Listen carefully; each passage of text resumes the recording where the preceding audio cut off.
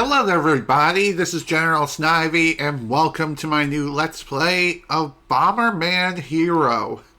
Good lord, I have not played this game in years, man. It's been far too long. And yes, Shawario, I do agree Bomberman should be in Smash. To be technical for a second there, he is in Smash, but as an assist trophy. But still, he does deserve a fighter slot, in my opinion.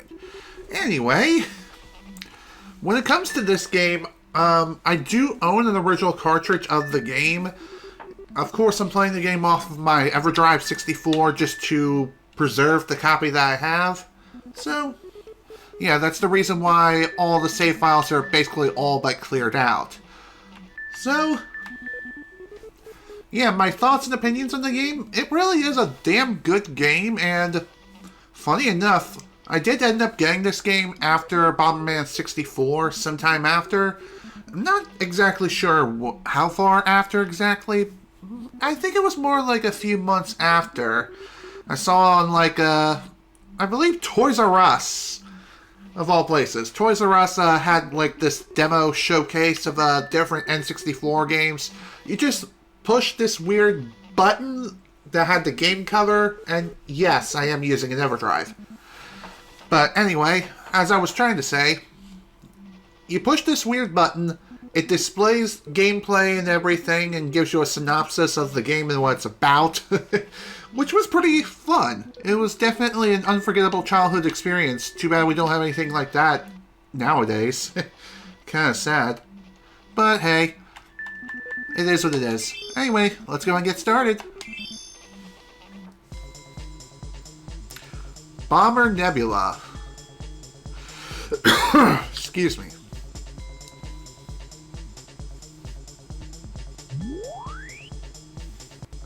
What the heck is that? Looks like a ripoff of the Death Star from Star Wars.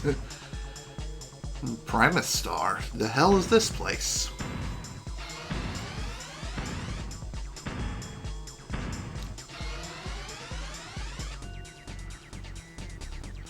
We need to tell Bomberman and his friends right away. About what? About Darth Vader invading the solar system? Princess Million, something is approaching. Oh my god, it is Star Wars. To be more specific, it's A New Hope. It really is inspired by it in so many ways. Take this disc and go hide in the engine room. Sounds like the best idea. Princess Million, what are you going to do? Don't worry about me, just hurry! I wonder what this is all about. Well, I'm sure as we're going through the game, we'll be able to uncover more details about this mysterious princess, what she's all about, why she's running from her home planet, and why is it that she got captured, and why it's even occurring in the first place, who's attacking this whole solar system in the first place. So, with that in mind, let's get started with Planet 1, Planet Bomber. Let's go. So, each planet is divided into 3 or 4 areas in total, and each of them have a certain number of levels associated with them. For Planet Bomber's first area, Area 1, we have like 5 levels. I believe Area 2 will have 7, and Area 4 will have 4. I'm pretty sure that's how it works. Area 3 usually has the least number of areas, while Area 2 has the most, and Area 1 has somewhere in between. So with that in mind, let's head to the battle room. So, funny enough, when you're first starting Bomberman, I almost called it Bomberman 64. Funny. Anyway, when you're first starting out with Bomberman Hero and you're using a fresh save file, you'll have time to just move around here and just get a feel for the controls and the nice, free, open space, and figure out how it is you want to play the game and how you can get a feel for it. Tap the R button or C down twice to do a bomb kick. Also, these weird communicator devices that kind of look like Game Boys, seriously, they really do look like them. Touching them will give you some instructions on, at least for the first world, it'll give you instructions on how to play the game. And it'll also explain basic controls and how to do things. And in this installment of Bomberman, Bomberman can jump, unlike in the previous Bomberman games, which he could not. Unless you counted bomb jumping, but I don't really count that as a jump. Because Bomberman doesn't physically jump, he bounces. There's a difference. Press C up, C right, and C left to move the camera angles. So honestly, camera controls are kind of useless in this game. Sure, you can move the camera around, but only while you're standing still. And even so, you can't really do much with the camera. Once you start moving or you release the C buttons, bam. Not in the literal sense, but as soon as you release, it returns to center. So, controls for this game are pretty damn simple and straightforward. You just move around, push the A button to jump, push B to just throw a bomb. You could push C down or hit the R button to place a bomb on the ground. And you can also press the R button or C down twice to kick a bomb, so long as you're standing still and standing in place. So it's no longer like you walk to a bomb.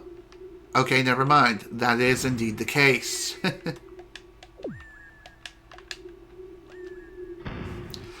So, yeah, controls for this game, they don't take too much of an effort to get used to. And funny enough, this first area, whenever you replay this level, you won't be coming back here ever again. You'll actually be proceeding to the next area, which we'll be heading to now. Also, there is this power-up I picked up earlier. It's more of a temporary power-up that will last until either you die or until you finish the level. And that power-up is displayed on the very top of the screen. That, I'm not really sure what that item is exactly, but I'm going to guess it's like an explosive resistance vest. So if, for example, I would place a bomb and stand next to it, and it explodes, it doesn't hurt me. However, if I didn't have this power-up, then it would hurt me. So it's kind of like a blast shield of sorts. But of course, other enemies can still hurt you, so be sure to keep that in mind. Alright, let's go.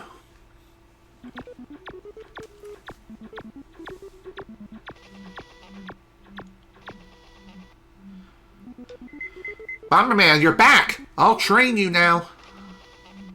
Who the hell are you? Okay. Seems simple enough.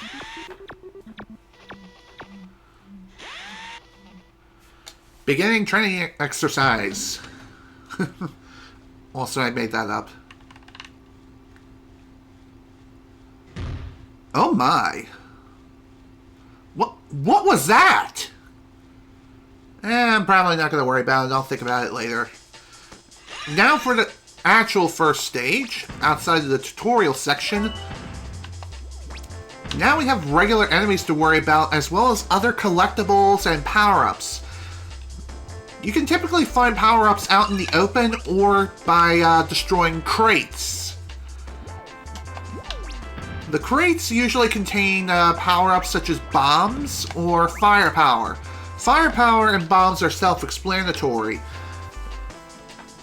The more bomb power-ups you grab, you can throw more bombs or lay more bombs at once.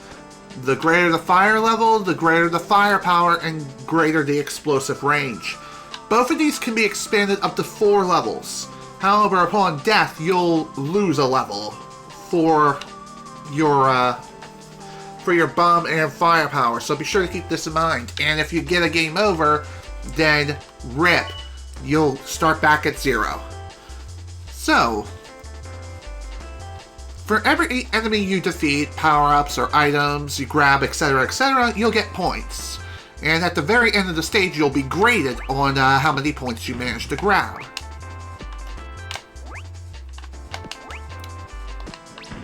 Well, I'm probably not going to get the most amount of points here, but I'm sure I'll be fine as far as point count is concerned. even so, it is something worth mentioning. Points are pretty important. I mean, not so important for any percent, but definitely for completionist and 100% criteria.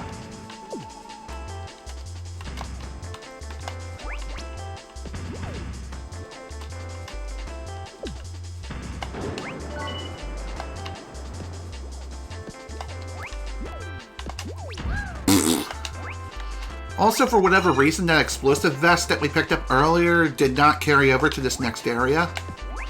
My guess as to why is because it is technically a tutorial area and not a part of the main stage. So that is something to keep in mind. Speaking of explosive vests, there it is again. Pretty neat. By the way, Bomberman doesn't die in one hit, unlike Bomberman 64, for example. In this game, he only falls whenever his health drops to 0. By default, Bomberman will have 4 hits. However, if you collect enough of these gems, you'll be able to expand Bomberman's life bar up by 1 point. However, if you exit out of the game or power off the system, then Bomberman's health drops right back down to his default of 4. So be sure to keep this in mind. Anyway, the stage is pretty much done and over with, which is pretty nice. Most of the stages in this game are pretty short and pretty easy to complete. However, if you're going all full completionist, then it's recommended to fully explore these linear stages from top to bottom. And trust me, it looks like we're going to be re-exploring this stage again. Thankfully, though, we won't have to worry about re-exploring the tutorial area, and besides, the points gained in the tutorial area do not count for this part of the stage anyway. So as you can see, each stage you complete has a total clear score, and depending on the amount of points you gained throughout the entire stage and how close you are to the target score, or if you exceed it, you'll be graded based on numbers 1 through 5. Depending on how close you are, Okay, let me try to explain this again. You're graded for each stage you complete on a 1 to 5 scale. 1 means you don't get very many points and you just breeze right through the stage until you finish it. 2, you got some points, but not very much. 3 is somewhere in between and is kind of meh. 4 points means you got really damn close, but not quite the target amount. And finally, if you manage to meet the score or exceed it, you'll get 5. And trust me, you want to get 5 points if you want to fully complete this game. One pretty nice thing about this game, though, is that you could also replay stages not only to gain more points, but to also farm on gems and power-ups as well.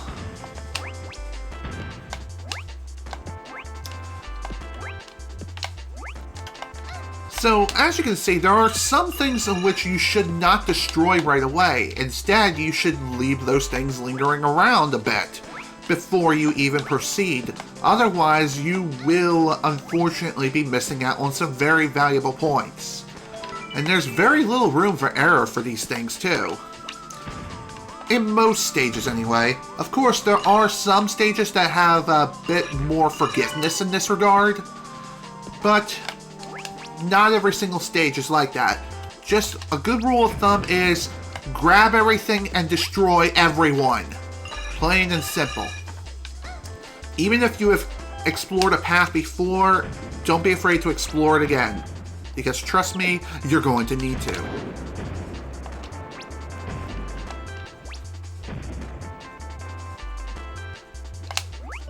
By the way, these walkie-talkie things, I don't think they count towards your score in any way. So that is something worth mentioning. You don't have to pick those up if you don't want to. And besides, even if you do pick one up, you can just simply push the A button to skip right through it, no problem. Excuse me.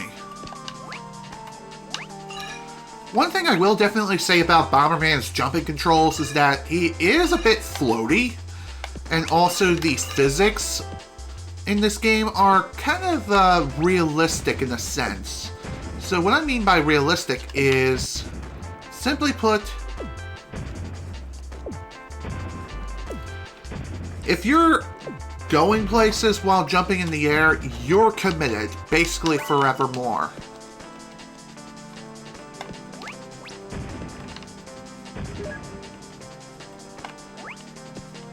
However, if you're barely moving or jumping in place, then you'll be able to just breeze right through perfectly fine. Okay, I'm not even sure what I'm saying anymore. And apparently I missed something. What the hell could I have missed?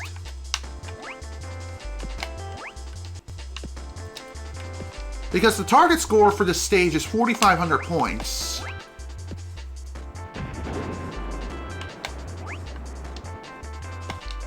I think I may have an idea what that could be. No? Oh. No? Yeah, just as I thought, they do not count towards your totals. So what the hell is this all about then? By the way, if you want to pull up more information about your current status, and there's also these, I'm not really sure what to call them. I think they're called super bombs. There's 24 of them in all, and there's one in most stages, I'm pretty sure. There might be some outliers, in which case they're not in those stages. Those outliers are more or less in vehicle stages as seen in the intro. So, again, where the hell am I missing 50 points worth of items?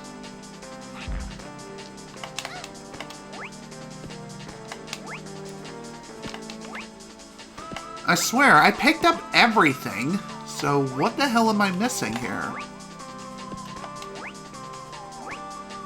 I mean, I did get a new high score of 4450, but still, 50 points shy from 4,500. What the actual deuce?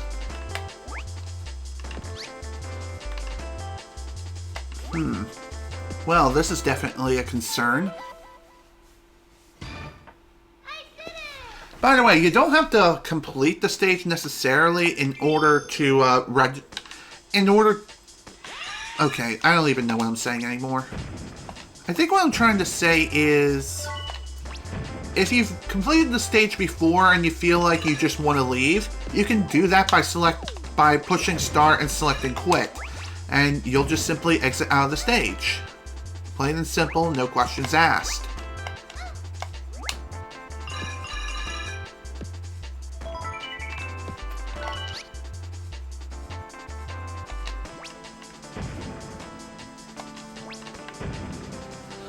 Also, this first stage is a pretty damn good stage to grind a bit when it comes to collecting gems and other necessary collectibles. Another pretty nice thing about this game and its control scheme is that you can also use this time to maximize both your bomb count and firepower. And as you can see, the max firepower, good lord, it's like setting off a miniature nuclear bomb. It's pretty nuts, if you think about it.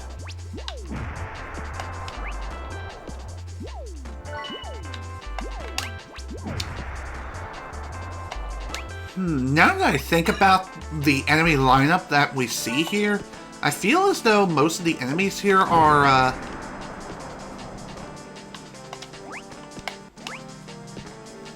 they're more or less references to older Bomberman games, more specifically like the Super Bomberman games, maybe?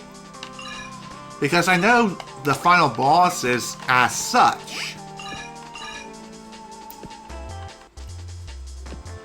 Okay, what? Let me take a look around, see what I'm missing here. Excuse me. Funny enough, most of these linear stages have plenty of places where you could look around and see if you can find any hidden items. Sometimes you may find something unique, and other times not so much. It really depends.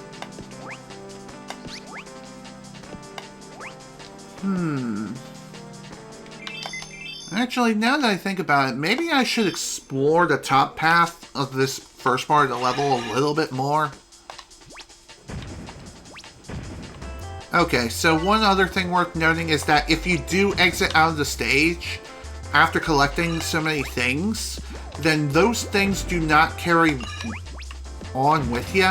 So in other words, if you exit out and collected a firepower upgrade, then that upgrade is not carried with you to the next level. Okay, so that's what I was missing. I knew there was something more to this stage. Who knew? I guess I should have explored a little bit better. Well, regardless, that power-up I picked up is an extra life. Extra lives are pretty scarce in this game, so be sure to keep this in mind. And whenever you exit out of the game, in other words, just quit, then what will happen is your lives count is reset back to 3. Bomberman gets 3 lives by default.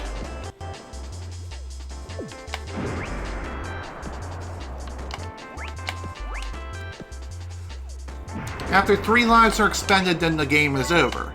Thankfully, you can continue your game, and you have unlimited continues, which is nice. The only thing holding you back from potentially... The only thing holding you back when you do end up getting a game over is that you do have to restart the entire stage from the very beginning, which I believe most stages do that anyway, so getting a game over really isn't that bad.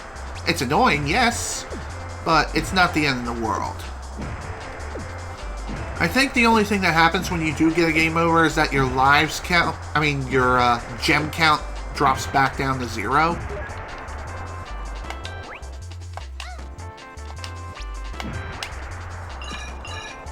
And there we go. All done.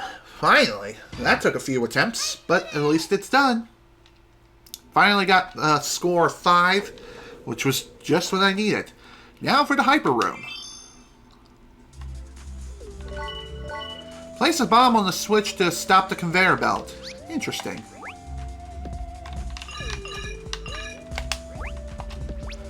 Also, this song is probably one of the more iconic songs in the Bomberman series.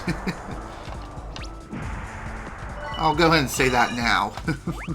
Definitely one of the best songs in the game, in my opinion.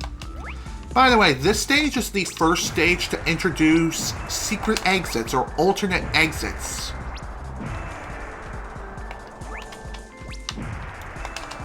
So what I mean by alternate exits is that it's exactly what it sounds like. It's another way to leave the stage. In other words, complete it. There's technically 2 ways you can leave this stage right now. The first way, of course, is proceeding up here and going through the front door, which is all the way over there. I'm pretty sure you have to do something in order to... Pretty sure you have to do something to get that to activate. Yeah, you'll need a keycard to open the door. At least that's what you're normally supposed to do. Of course, like I said, there is an alternate exit. However, taking one of the 2 exits does lead you to a different path within the same world. So as you can see, the keycard is right there, which is pretty nice. And if you don't know if you picked up a keycard or not, just simply push the start button and you'll see whatever key item you have on the pause screen right next to the lives count. So that is something worth mentioning.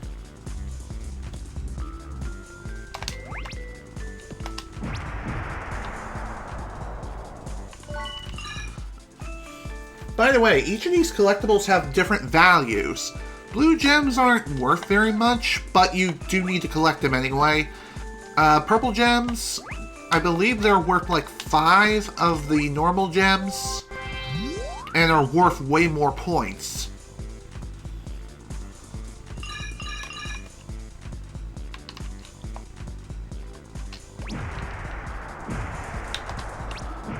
However, other things that you may find around and about are like crystals and other things of that nature and other gemstones. Those don't get added to your gems total, but they are worth very valuable points depending on the rarity. Rainbow gems are especially valuable, so be sure to keep that in mind. So, as you may have seen, there is another exit over here. However, I'm not going to be taking this particular exit here because, well, I kind of want to take the main exit for one, and two, you kind of need to take the main exit in order to be able to fully maximize your score. And by the way, if for example you were to get a high score for a stage and you, say, got a worse score on a second run, well, your highest score is automatically saved while your lower score, not so much. So you don't need to worry about downgrading your score at any point at all. So, say for example you're going for a high score run and you just simply want to, and you know that the level has an alternate exit. Well, you can just go about completing the level and get as many points as you can for your first run and take one of the two exits and then replay the level again to get the secret exit. So as you can see, the first exit leads us to the heavy room. However, we can't select the secret room because the secret room is inaccessible. So in order to access that, we need to take the alternate exit from this particular stage.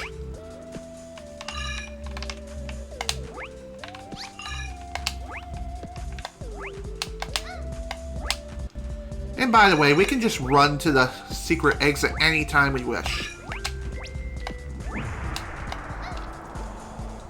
Again, there's really no penalty for just booking it to the exit unless you really want to.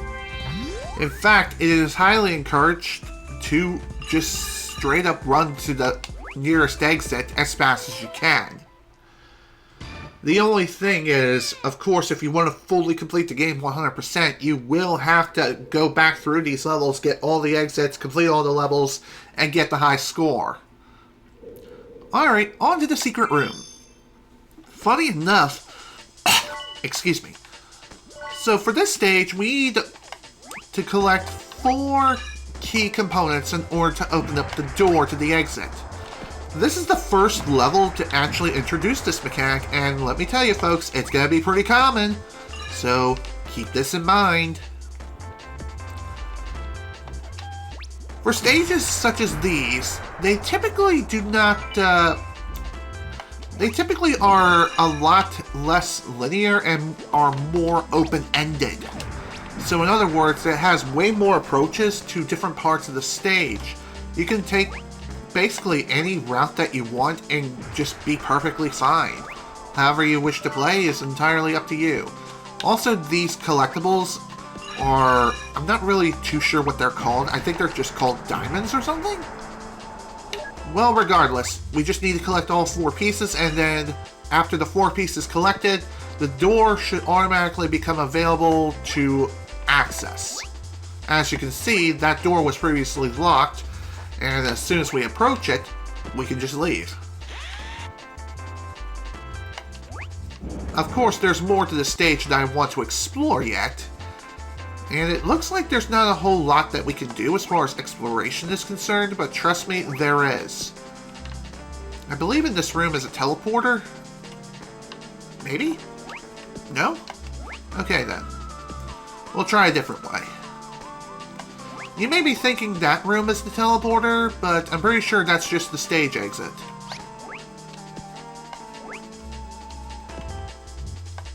We'll see. Okay, no, it is a teleporter. So the stage is still going on yet, so that's pretty nice.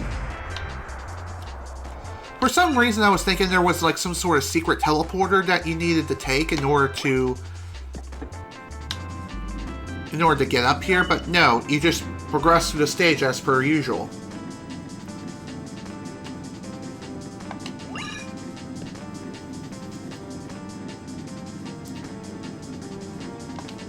Again, taking this elevator ride is really not all that necessary.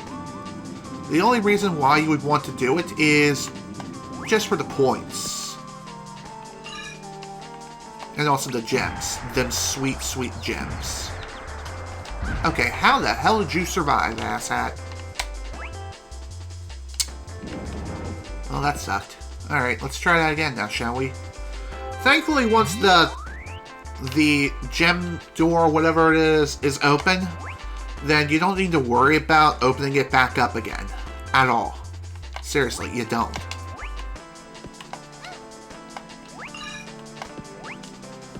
By the way, if you ever need to pull yourself up from a ledge, just simply push the A button and you'll be fine. And that's the secret room. Completing either the secret room or the heavy room will take you to Sky Room. So that's pretty nice. Alright, onward to the heavy room.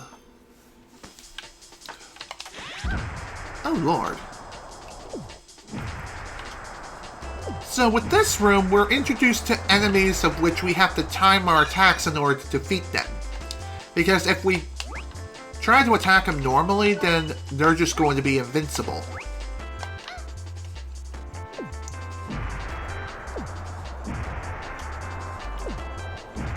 Those enemies can be pretty difficult to, Okay, why did I just, skip right through that? I'm not 100% sure. I actually meant to read that. Also, another thing worth noting as well is that your health is not refilled from stage to stage. Instead, your health is maintained.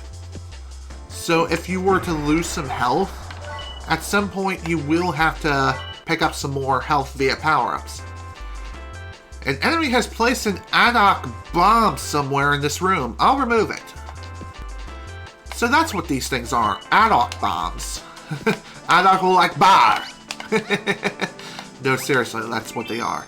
So anyway, I believe there is 24 of these in all. Each world has 6 of them, placed in random parts of random stages. Of course, they're not in the most random of places, if you know what I mean, but even so, just saying.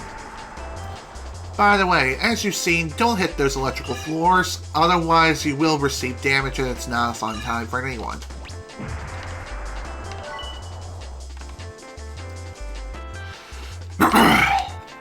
Excuse me. By the way, if you read some of my tweets on Twitter last night, or at least the one I posted, other than the usual retweets and stuff, you may have noticed that I was having a bit of a hard time deciding what my next Let's Play was going to be. And to be honest, this idea for doing Bomberman Hero kind of came up last minute. I'm dead serious, it came up last minute out of nowhere. So why is it that I chose this game? Well, I figured the time was right to play this game again. Also, I'm not 100% sure, but I feel as though this game follows the logic of if an enemy is not on screen, then it doesn't exist. Classic NES logic. Maybe. If you destroy the barrier tower core, the wall will disappear. Okay. Again, very straightforward. There are some puzzle-solving elements in this game, but there's not very many of them.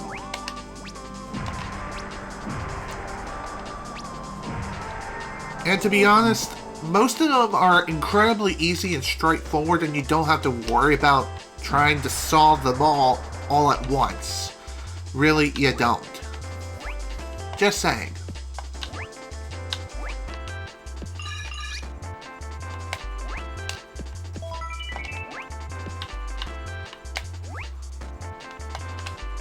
I had a feeling that was going to happen. But thankfully, if Bomberman is grabbing onto something, even if it's on a hazardous wall or something, for the most part, you should be fine. God damn it. Of course I missed one of the gems, but it's fine. By the way, I believe in order to increase your health, you will have to collect, I believe, 250 gems? That's what it looks like. Looks like it's 250, maybe 200. Like I said, I have not played this game in an incredibly long time. It's been well over a decade since I last played this game. And like I said, I do have the original cartridge on N64. And apparently I'm missing something. Well, crap.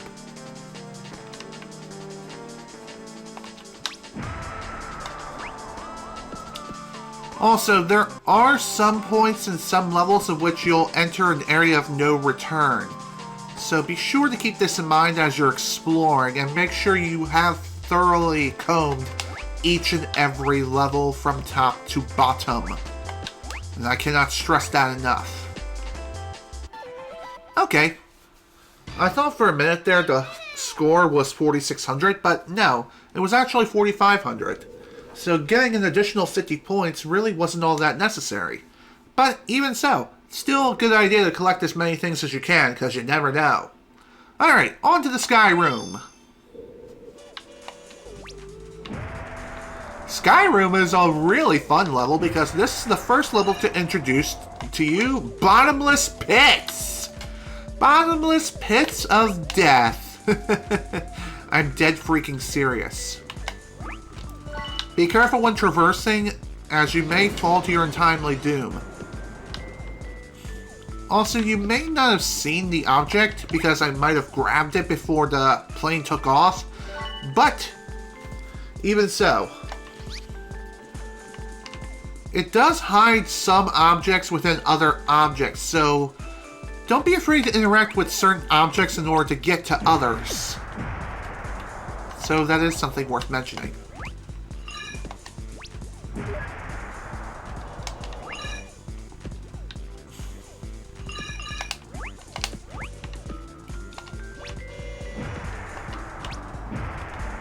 One pretty funny thing about some of the enemies in this game, and music as well, sometimes they can sync up with the music fairly well.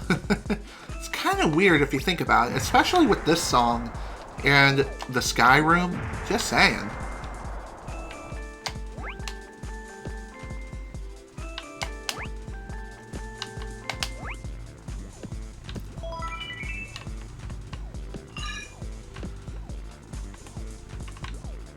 By the way, hitting those things, don't hit them.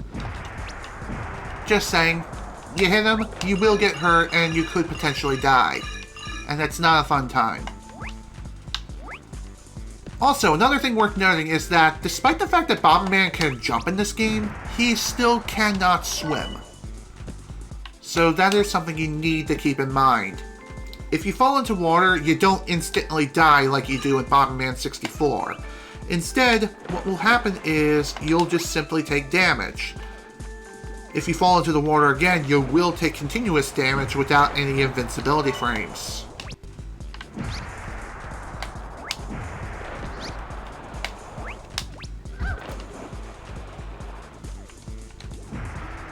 Seriously, screw whatever the hell these things are. They kind of creep me out.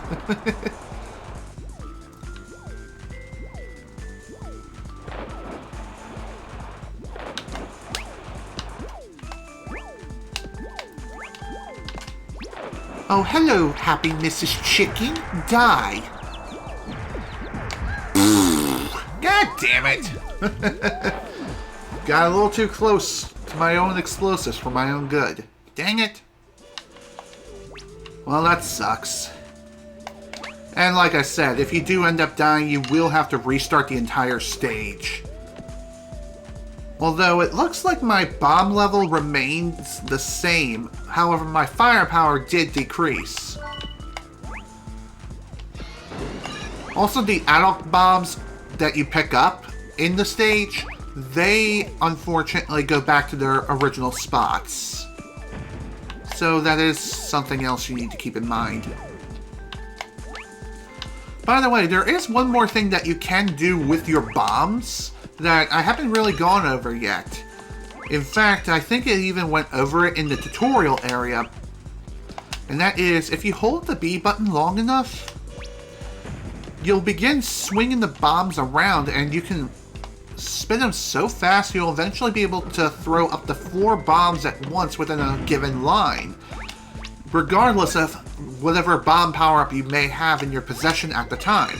So if you only have like a single bomb, you can only lay like 1 bomb at a time.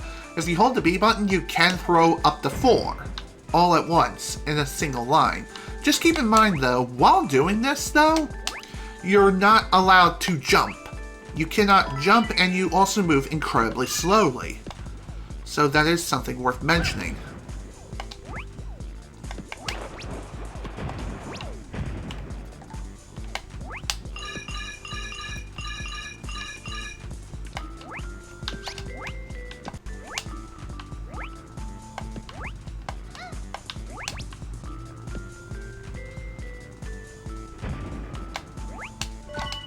I guess one other neato trick that I guess is worth mentioning, if I can even speak properly.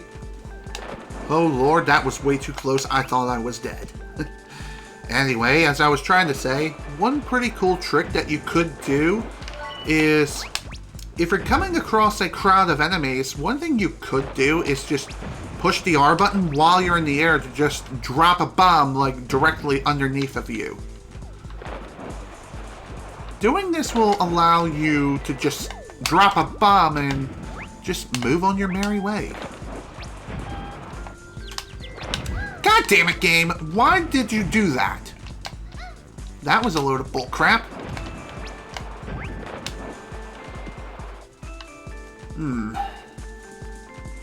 Seriously, screw those freaking chickens. Whenever you destroy the big chicken itself, it produces 4 little itty-bitty chicks that just hop around. And of course we gotta blow them up because, well, we're freaking Bomberman, the freaking grandson of Michael freaking Bay.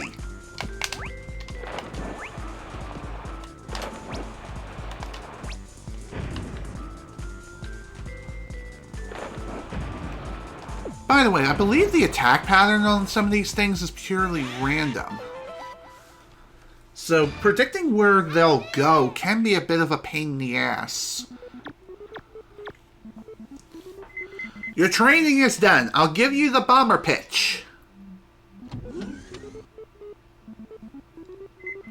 Use the power gear to fly.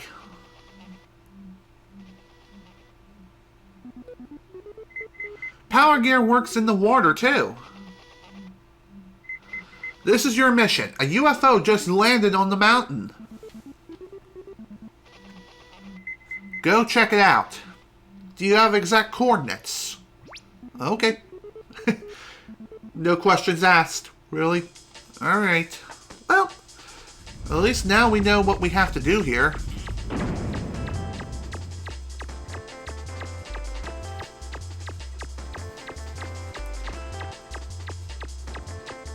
Again, why is it that the game's not specific on, like, which mountain range there is? There could be multiple mountains in this whole area. Who knows? I mean, I guess it's the only mountain in the training facility area, which I guess makes sense. But even so, be a little more specific when you're giving out missions like these. It's kind of critical. Alright, so with Area 1 complete, regardless if you completed every single stage or not, if you manage to complete like 4 out of the 5 stages, then you're good. You can then proceed onward to Area 2, which, like I said, has the most levels out of all the levels in any given planet. At a total of 7. And that includes a boss fight.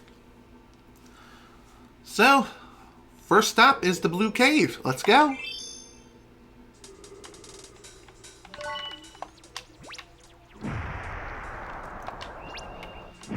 So at this point now, we're all on our own.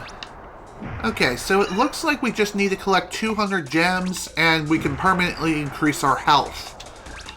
Keep in mind though, increasing our health will not refill it, unlike games like, say, Banjo-Kazooie, which does something similar to that extent. Just saying.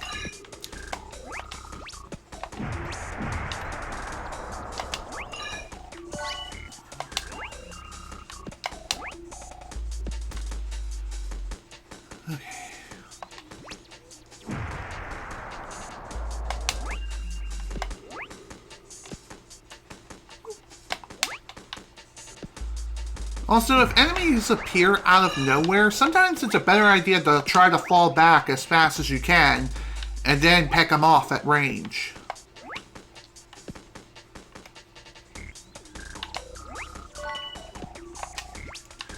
Also, if a collectible appears to be out of your maximum jump height, one thing you could do is try to find a higher platform to jump from to grab said collectible.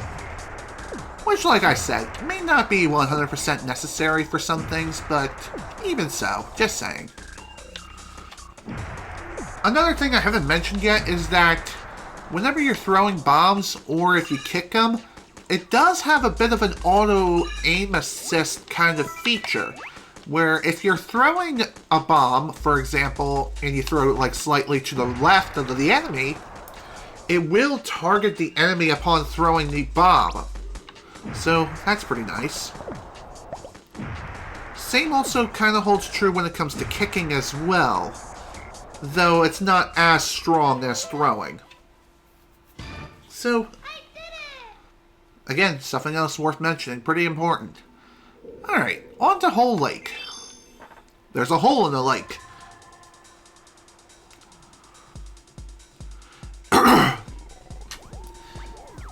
Also, this is the first stage that introduces the Bomberman, our first vehicle level of the game. And as you can see, there are 4 vehicles in the entire game. However, these vehicles can only be used in certain levels.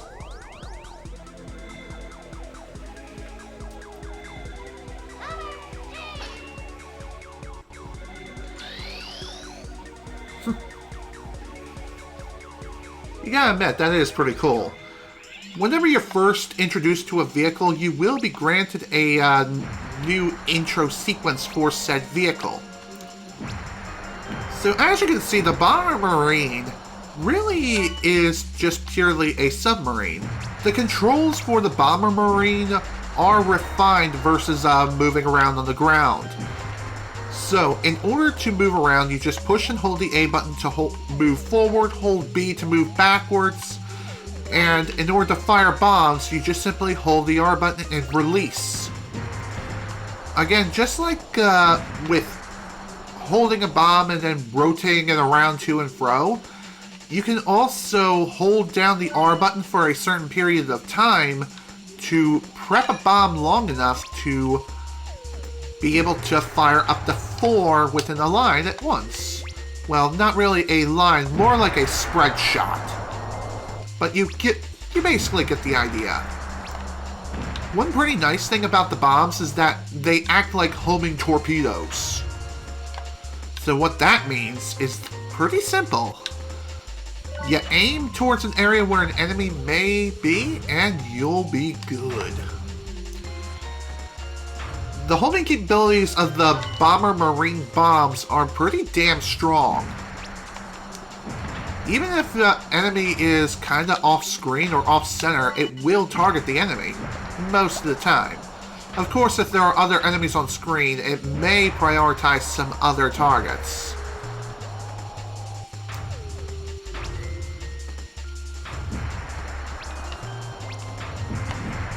Also, when it comes to... Shoot. I'm surprised I did not die.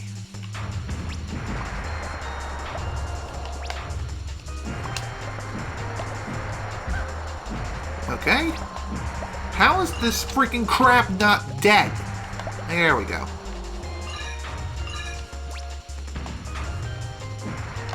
Another thing worth noting is that most of the Bomberman levels are very open-ended and have a lot of verticality to them. So trying to find a lot of power-ups can be a bit of a problem. And it can also be a bit awkward trying to find absolutely everything.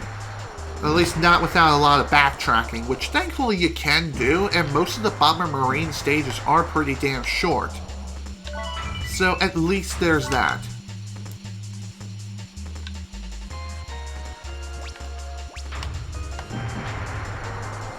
I guess another pretty big benefit of the Bomberman is that it allows Bomberman to, well, breathe underwater.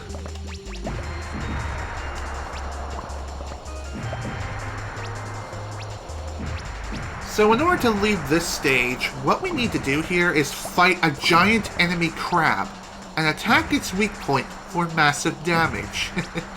Nah, you just fire bombs at it over and over again, and bada binga bada booma, it's gone. Just like that.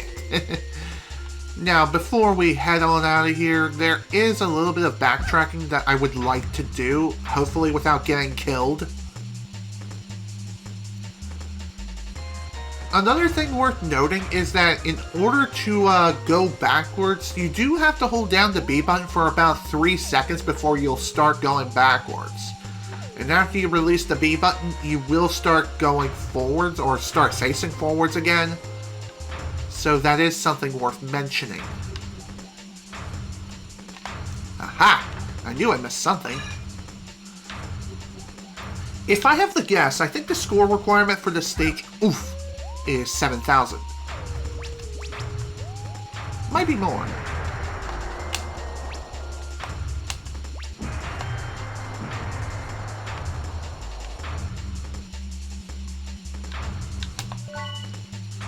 Okay.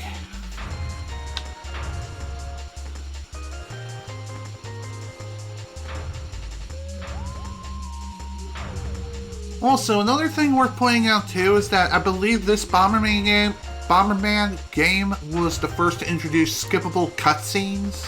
I'm pretty sure.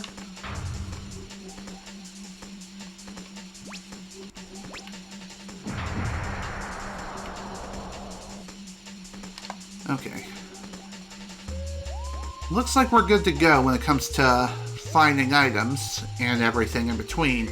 Now we just gotta get back to the end of the stage and hopefully not get smacked around by these weird faces. Whatever the hell these things are. They look like they're from Stonehenge. And I don't like it. In fact, they kind of creep me out. Well, okay, no, not really. It seems to me they're more mechanical, if anything else. I have no idea. If anything else, they also kind of remind me a bit of Thwomps from Super Mario. Yeah. I wasn't sure if it was Thwomps or Wumps. Wumps are the rectangular concrete tile enemies. Just saying.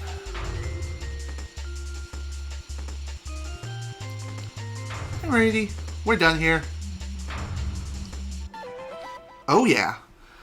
And we exceeded the high score by 550 points. Neat. I probably should look up these high scores so I don't overexert myself on some of these things. But again, you never know. Alright, on to the next level, Red Cave.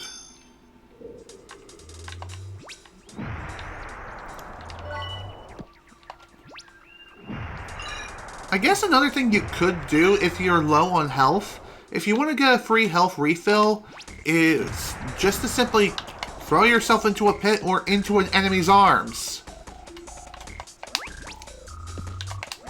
Again, something you could do if you so wish. But I would not recommend it, unless it's absolutely necessary.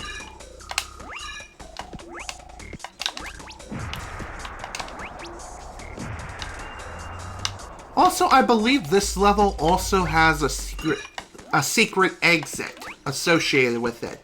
So in other words, there are 2 exits that you can take here. So this is another one of those levels that has 2 exits. Oh. Way to get intercepted. Man! Seriously, screw these freaking things that shoot fireballs at you. That's annoying. Okay, it seems to me that whenever you do die... Whenever you die, you first off lose a level of the firepower, and if you die again without upgrading your firepower once more, then your bomb count drops by 1, and the cycle just repeats until eventually you either run out of lives or your firepower and bomb level decrease back down to 1. In which case, if you do end up kicking the bucket again, it's not like you suddenly can't lay any bombs or your bombs have no firepower at all. No, It's just setting back at default at 1. And it's literally as simple as that.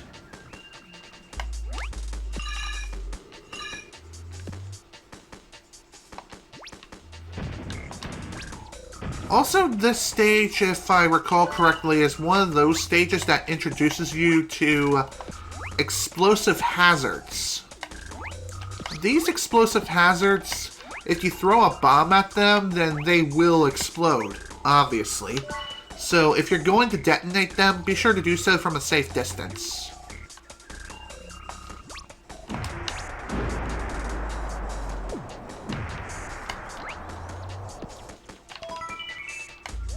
What does this have to say? Cinnabomb, okay. I get the idea, thanks.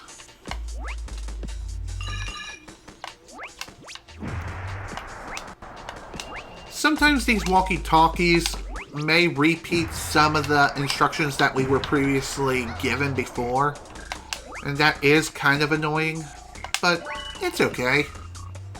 Sometimes it's good to have a refresher on some things, so every now and again.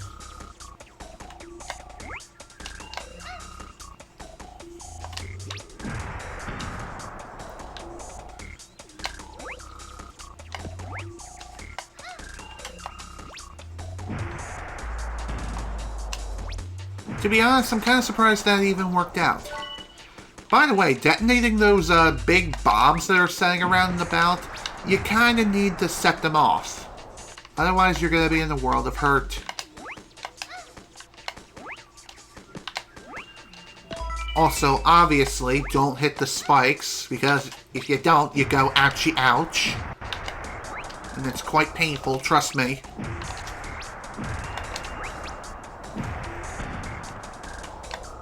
Alright, let's head on out. First exit. Boom!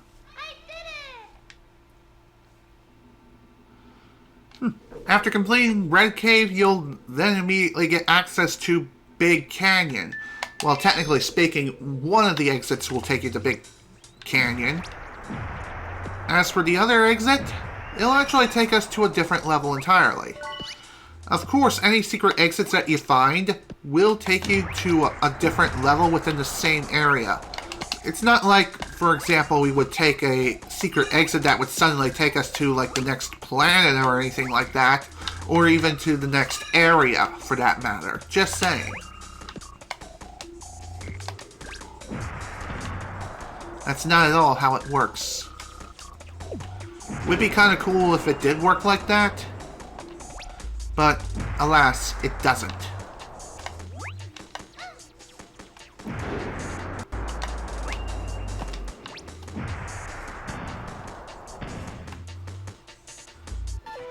And there we go. All done. I did it! So, after taking the secret exit for the Red Cave, we'll then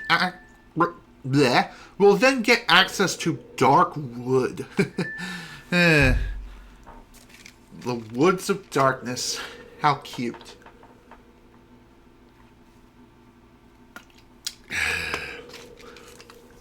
Of course, before we head to Darkwood, let's take out Big Canyon. Or Big Cannon. Let's go.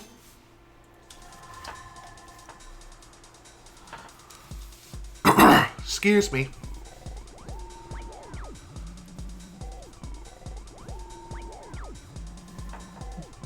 So say hello to the next vehicle, folks. The second of 4, the Bomber Jet. Which I will say right now, this is probably the most underutilized vehicle in the entire game. But it's definitely the coolest out of the 4, in my opinion. Simply put, it's a jetpack.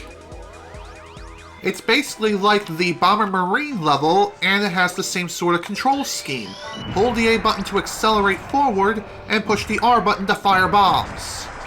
However, unlike the Bomberman, you cannot move backwards in any way, shape, or form. However, what you can do is you can simply push the B button to temporarily stop yourself in place, and you will stop in place for about a second. I guess another thing worth pointing out with these bomber jet stages is that at the very least, the score requirement, though it is high, it is generous with the item and enemy count as well.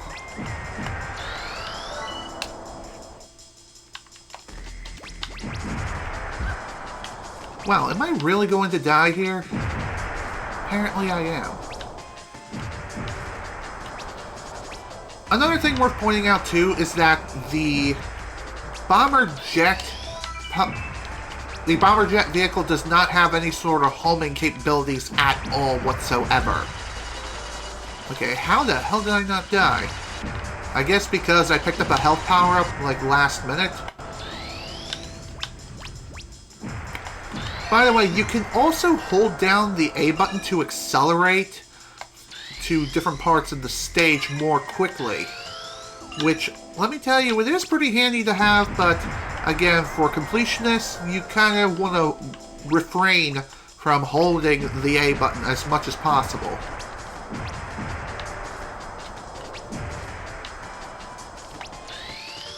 Another thing worth pointing out too is that, at the very least,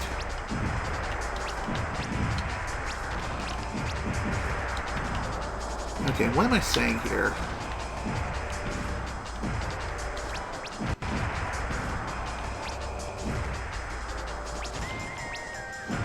Honestly, I can't even remember now. Anyway, Big Cannon really isn't too much of a hassle at all. And bada bing bada boom, there it goes. And of course, we're 150 points short. Damn. That sucked. Oh well. Upon completing Big Cannon, we'll immediately get access to Dragon Road, which I'm pretty sure if you complete Darkwood, you would also get access to Dragon Road, though I can't say for sure. Regardless, I'm going back in.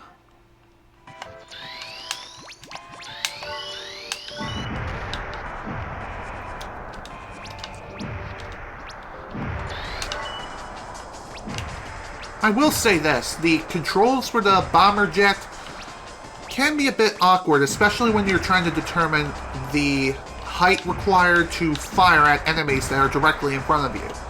You may think that your aim should be where Bomberman is technically facing, and yeah, that does kind of work, but in reality, that's not 100% the case. Just simply because sometimes you may actually need to fly a bit lower than where the enemy currently is alongside Bomberman in order to even hit the enemy. Thankfully, this doesn't apply for objects in the level, such as gems and power-ups and things of that nature.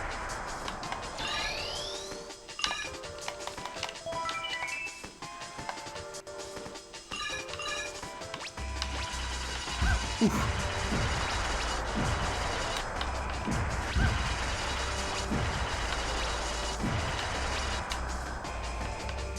Also, I believe there are several instances where enemies will only appear for a short period of time before they eventually vanish.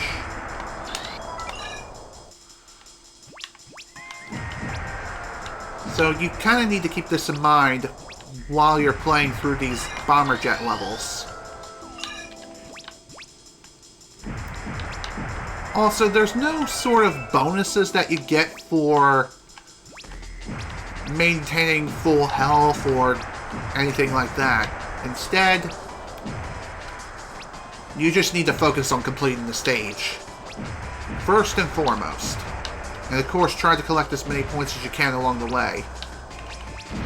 Thankfully, when you do end up reaching a boss in one of these areas, the boss gives you a pretty decent chunk of points, which is pretty nice.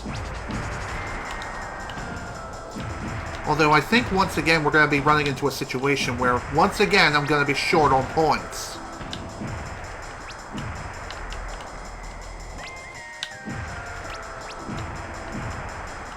Oof. Was not expecting that. Alright, 7550. Perfect. There we go. Glad that's done. On to Darkwood. It's a wood of darkness.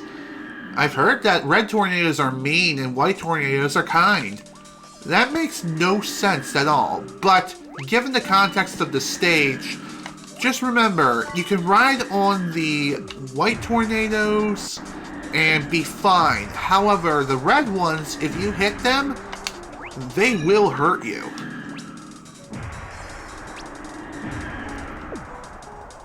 Also, I believe this stage is one of the shortest stages in the game. As you can see, there's really not a whole lot to it. It's literally just one short little hallway, filled with some enemies, yes, and also some tornadoes, and plenty of power-ups. But, again, pretty short stage, all things considered.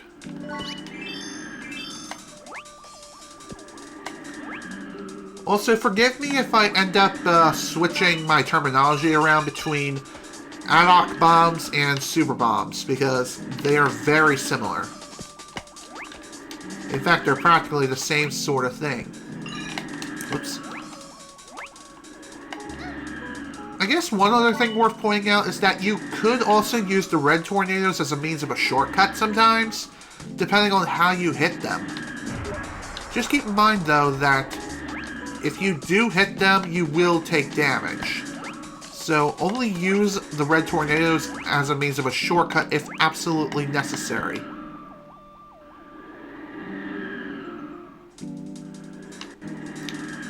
It is kind of surprising how there's only like one white tornado in the whole stage, and yet there's like 3 red tornadoes.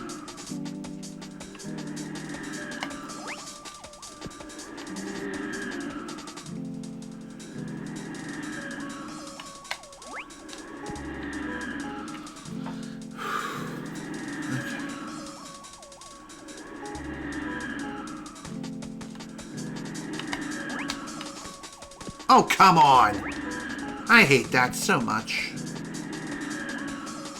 You know what? Give me a lift. Oof.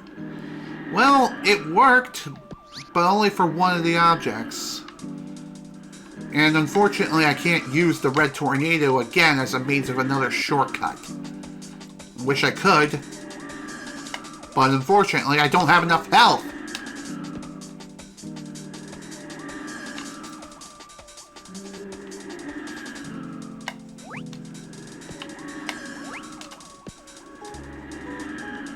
I guess another thing worth pointing out too is that sometimes the controls for Bomberman are quite slippery, all things considered. But even so, it's not the worst thing ever, trust me. There are far worse things that can really ruin your day. For example, being blindsided by a red tornado of death.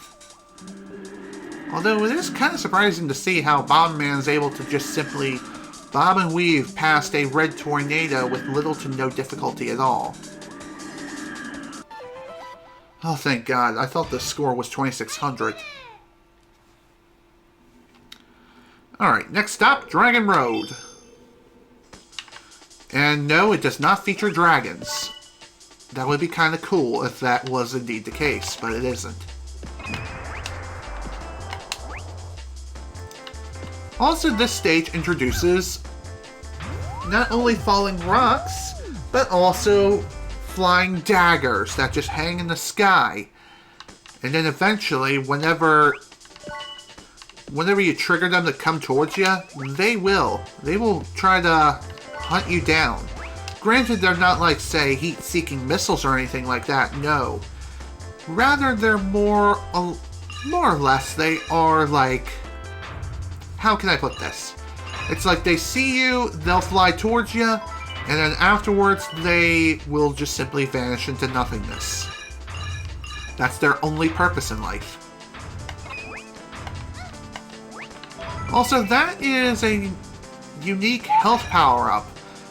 The health power-up that I just picked up not too long ago, instead of restoring one piece of health, it'll restore all of them. So again, it's one of those things where it may be worth picking up. Also, I believe if you hang out down here for too long, you will inevitably get crushed by these raining boulders of death. And I believe they'll stop coming down once you get back to the top path. And trust me, you kind of need to hang out on the top path anyway. Oof. Was not expecting that. Another thing worth pointing out too is that there are several enemies in this game that will take multiple hits to take down. Such as these stone golems.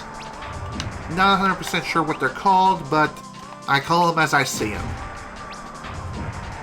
And simply put, they take about 2 or 3 hits to take down. Usually you'll know if you manage to damage the enemy by means of, if you see them flash, then that means you're damaging them. And that's a good thing. Also, for whatever reason, this explosive area right here is not very obvious. It's kind of weird. You wouldn't think you would be able to destroy that, but here we are. Apparently you can.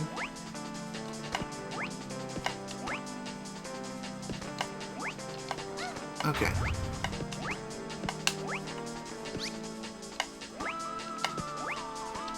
By the way, there are some areas of which you have to jump continuously, otherwise you will slip and fall. Also, another thing worth pointing out too is that some enemies, even though they may take multiple hits to defeat, they may also... No, they will have some invulnerability frames. So you can't just spam bombs continuously. You do have to wait for them to finish flashing before you can defeat them fully. And bada bing, bada booma. There we go. We done. On to the next area, or the first boss rather, versus Nitros. Let's go. You must be here to see the UFO that landed nearby. I am Nitros, a soldier of the Garden Empire. Or Garden? Go back! No one shall pass me! How about no? Ha! You are going to try and stop me? If you insist, you will have to fight me. So say hello to one of the more reoccurring boss fights in this entire game. And here's how boss fights work. As you can see, we have not necessarily a time limit, but rather we have to defeat this guy as fast as humanly possible in order to get the most amount of points. And the longer you take, the less points you'll end up with by the time you finish. So that is something worth mentioning.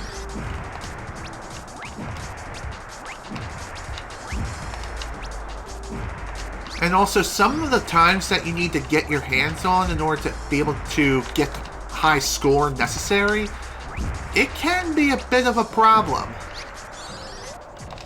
But really, this first battle against Nitros really isn't too difficult at all. Just throw bombs at him and pray that he doesn't hit one of those panels that activates his attack. And once he goes down, the timer stops. And of course, just short. Damn it. Whew. Hello, who are you? Who are you? My thoughts exactly. I am Pibik. Please help Princess Million. Primus Star was invaded by the Garden Empire. Princess Million stole the enemy's disc and left my shuttle. The princess was kidnapped. My shuttle was shot down. Then how are you functioning right now? I'll give the disc to you. Please, help help Princess Million. Don't worry, I'll rescue the princess for sure. Just tell me where to go. The princess is nearby. I can feel it. How can you feel despite you being a machine? We ask that question every time we talk about robots in video games or TV media for that matter. Just saying. Alright, let's go fight Nitros again. Thankfully, you don't have to sit through the cutscenes again after you viewed them the first time.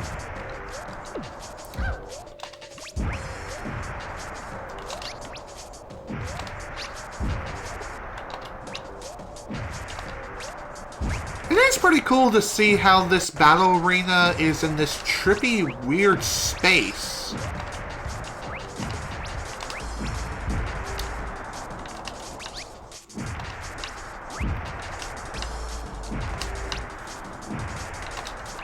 Of course, Nitros doesn't only have these panels to attack you with, rather he will also try to charge at you and try to hit you across the face and falcon kick you into the ground. And of course, I'm out of time. Damn. Like I said, the score requirements for some of these is pretty damn insane. Like, even for the first boss, it requires you to get 7,000 points. So again, you basically have to be all but flawless in your execution of everything.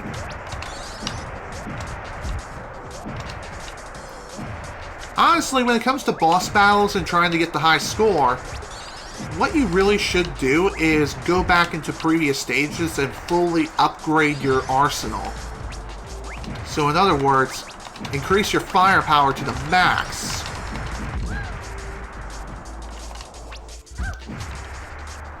One pretty nice thing about this is... God damn it, out of time. As I was trying to say...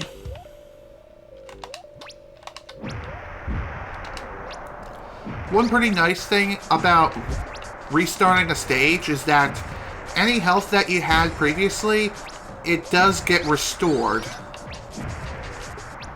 So that's pretty cool. So when it comes to this fight, you definitely want to try to anticipate this guy's moves as much as possible. And another thing worth pointing out too is that he does become invincible just after he attacks. So you kind of need to time it so you throw the bomb, and as soon as he finishes his invulnerability frames, that's when you can strike and deal damage to him. Also, for whatever reason, he doesn't take damage on these panels, these electrical panels at the edge of the arena at all. Also, holy crap, we just barely made it. Made it by 60 points. Sweet Jesus.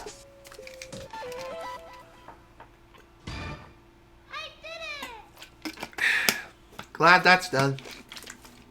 Now, on to Area 3. Area 3, like I said, typically has only 4 levels, regardless of planet. So our first stop is Clown Valley. Sounds like every person who has clown phobia's worst nightmare. And you will soon see why that is indeed the case. Also, remember the Stone Golem enemies from before? Well, apparently they're now imitating Sonic the Hedgehog by rolling around at the speed of sound. What can I say? They got places to go. They gotta follow their rainbow. Despite the fact that I gotta blow them up into the freaking ground, but you know what I mean. And yeah, I know, I ruined it. Sue me. And yeah, we have some new enemies here. The Clown. Oof. Well, that was definitely not fun. The clowns themselves are pretty easygoing, although they do take multiple hits in order to take down. One thing to keep in mind, though, is that once their balls are destroyed... once their balls. Hilarious.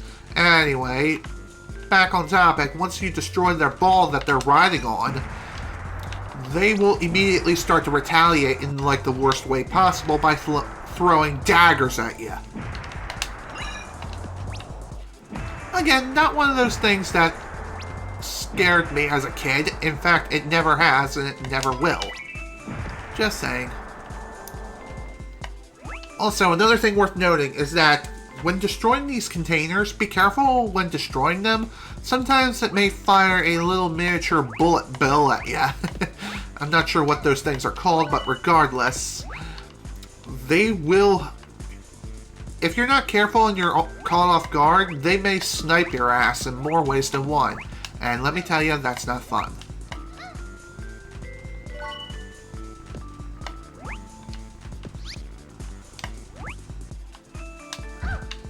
Well, I was not expecting that. Damn. That sucked.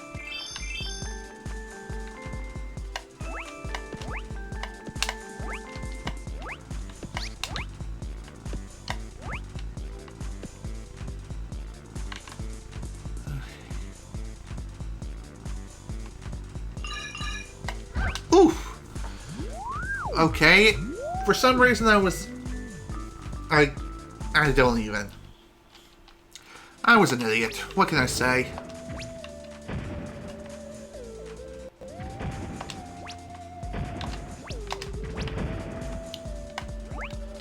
Alright, let's try this again now, shall we? I think another thing worth pointing out too is that if you happen to collect a life during the stage or something, then what will happen is if you happen to exit out of the stage by means of quitting from the pause menu rather than completing the stage, where'd that enemy go? Ah, screw it. I have no idea what the hell happened to that clown. It was like he just glitched out of existence. Regardless, if something like that does happen, then I'm pretty sure you're not credited for the kill at all. So what will happen is...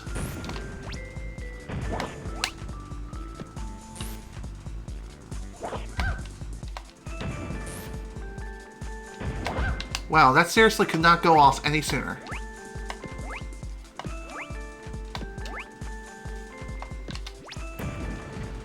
Whatever, no big deal. Honestly, whenever a clown does hop off of its ball, I swear it seems like they become a lot harder to take down.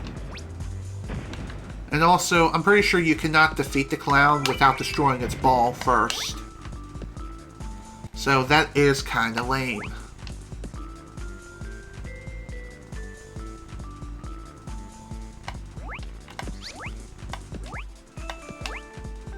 Funny enough, this particular stage really isn't too difficult, all things considered. Like I said, the worst part of the stage is probably just dealing with the evil clowns. Look at this clown. It's a clown. What more is there to say? Other than that it's evil and it loves throwing daggers at you as if it was the freaking Joker from Batman. Funny enough, the only time it does throw daggers is if it's off of its ball.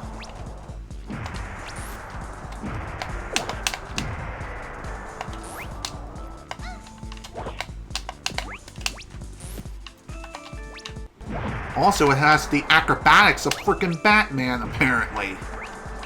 I mean, it's to be expected. It is a clown. It's a circus clown. Even so, I don't like it, and it needs to burn.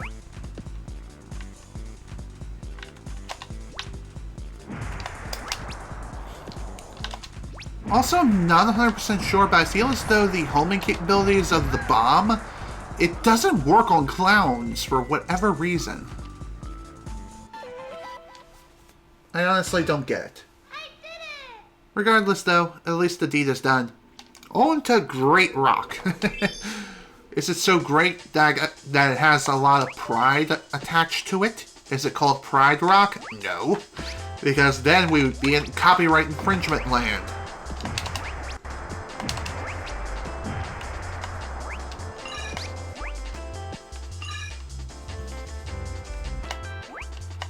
Anyway, this particular stage, I'm pretty sure, is one of those stages that has a lot of verticality tied to it.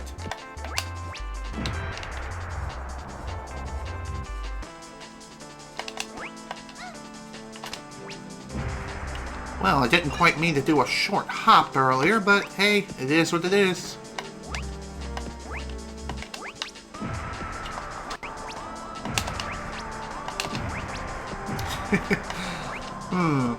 I will say, some of the enemies in this game look pretty damn funny. Most notably are those evil trees, and also this guy who turns out to be like a discount Kracko from Kirby. I don't even know how that even works, but it does, and it's kind of hilarious. Anyway, discount Kracko, what it will do is that it will rain down lightning at you. And let me tell you something, folks, it ain't pretty. It rains down lightning in like 4 separate directions. And it can be kind of difficult to dodge, so it's best to try to take them out as soon as you can. Otherwise, you're going to be in for a hell of a bad time, trust me. Nice.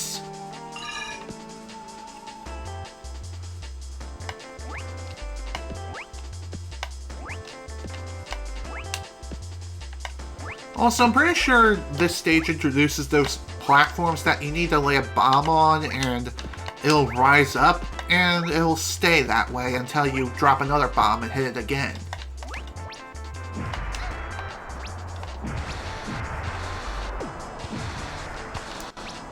I swear, these trees are just hilarious. Also, hi, how you doing? All done.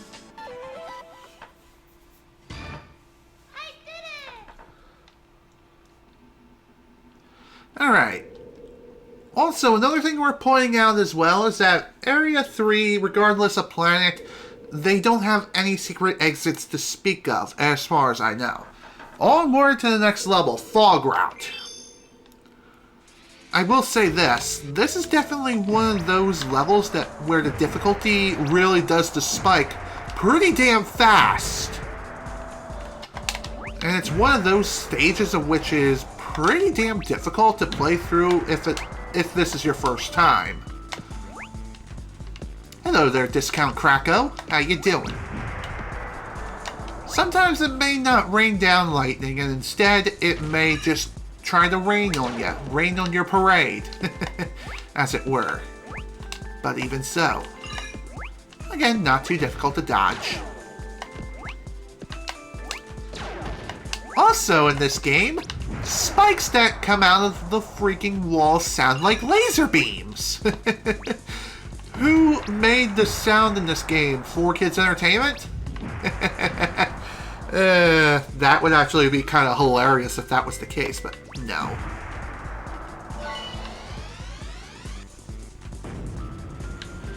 By the way, I'm pretty sure sometimes you may encounter situations where you have no choice but to pick up one of those walkie-talkies in order to proceed. Of course, it may be possible to just bypass that altogether by doing that. And by bypass, I obviously mean just jump around it. Jump around the obstacle if necessary. But, I'm not exactly the most skilled gamer out there when it comes to this particular game. As this game, despite it being one of those games that I really do enjoy playing, it's not one that I come back to often. Not because the game itself is bad or anything, far from it. In fact, there's just so many other games that interest me more versus this one. Don't get me wrong, Bomberman Hero really is a damn good game and a really fun time. It's just, again, other games are more interesting. Also, we have this. This is a bit of a weird enemy, and one you can't really bypass.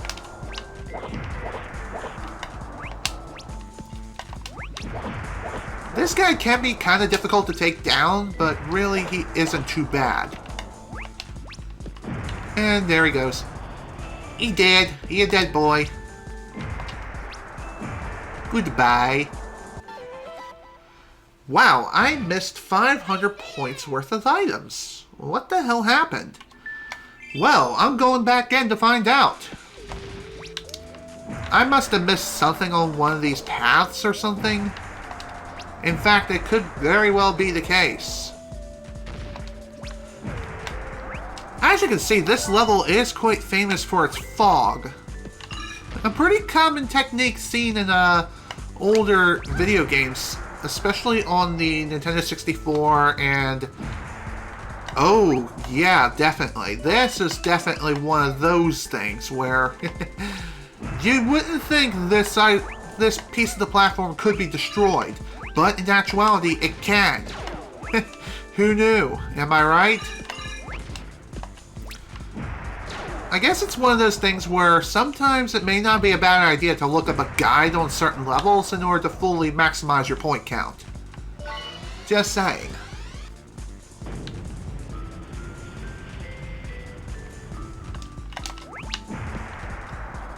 I thought I saw something over here. Well, I kinda did.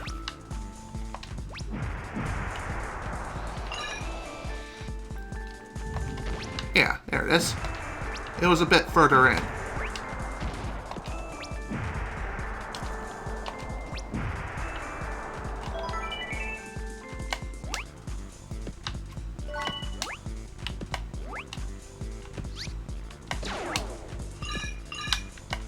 Another thing worth pointing out too is that you really should be careful when traversing certain platforms. You never know when you may run into spiked traps! God damn it. Well, that extra life was instantly wasted. Hello, Blaze Troops. Welcome to the stream. Glad you can make it.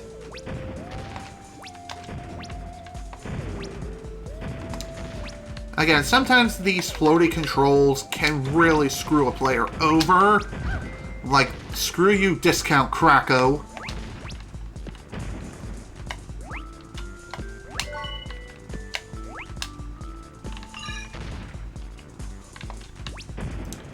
Alright.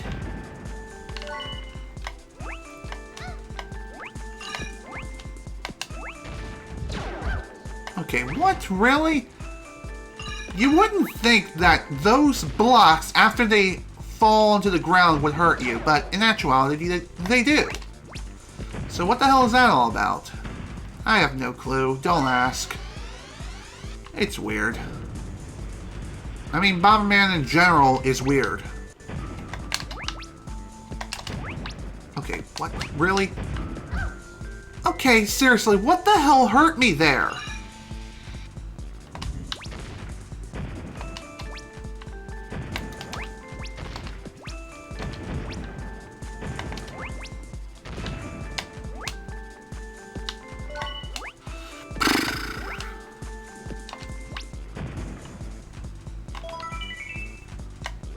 Like I said earlier, this level is like one of those levels where the difficulty spike is pretty massive compared to all the other levels that were pretty easy going up to this point. Maybe with a few outliers here or there, but other than that though, not really. By the way, you could also just bypass certain obstacles if you know exactly where to jump. Like this enemy right here, you can technically just skip altogether if you know how to platform properly and know exactly where to land.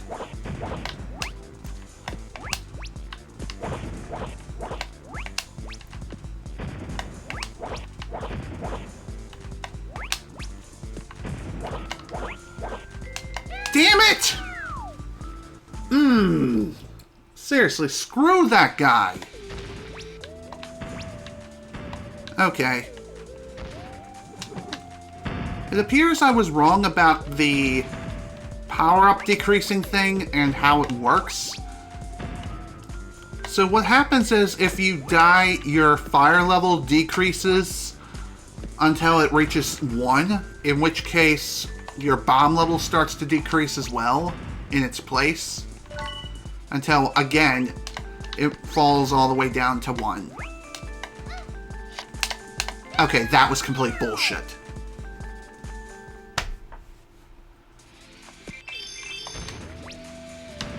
Also, I wasn't sure how many lives I had left.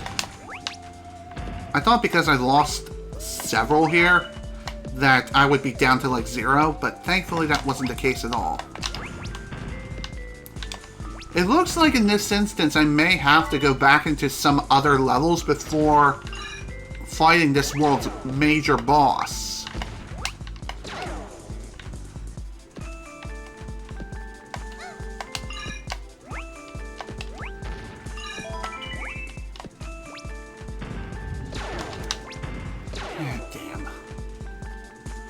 It really is annoying how this level doesn't feature any any firepower power-ups at all. The only thing it does feature, though, is like health power-ups and I believe bomb power-ups. Other than that, though, that's it. And also plenty of gems, but who cares? Well, maybe completionists care. Like me. How can I even call myself a completionist if I don't complete every single game? Just saying. Sometimes just finishing the game is completionism enough.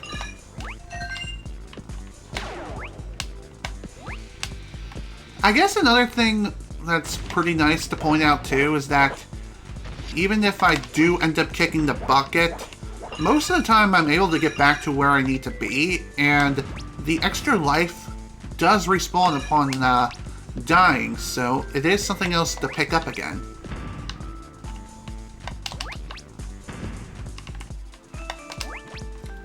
Also, the explosive firepower, it only increases your blast radius. It doesn't increase damage. There we go. All done.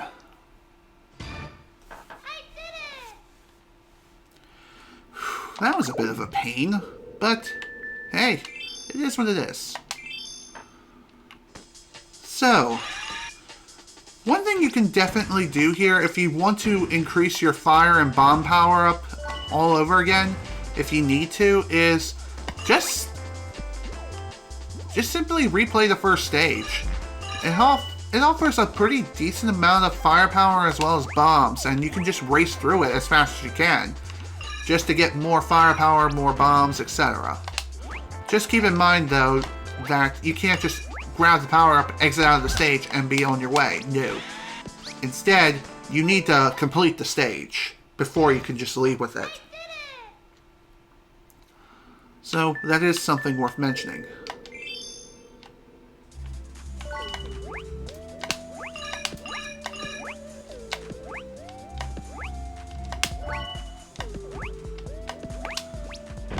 Okay, so this stage may actually be better for collecting firepower versus the first stage. While the first stage is more so suited for increasing your bomb capabilities. Maybe.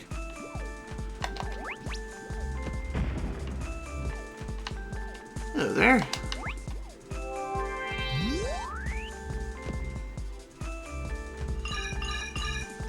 You can also pick up a few loose gems along the way too, if you so desire.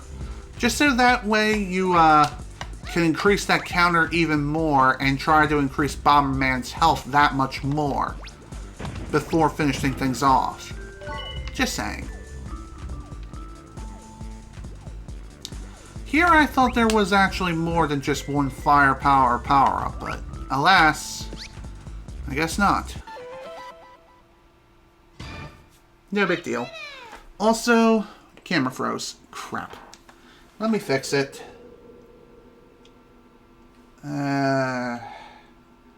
Seriously, I hate cam links sometimes, I swear to God. It always has this problem within OBS. Alright, it's fixed.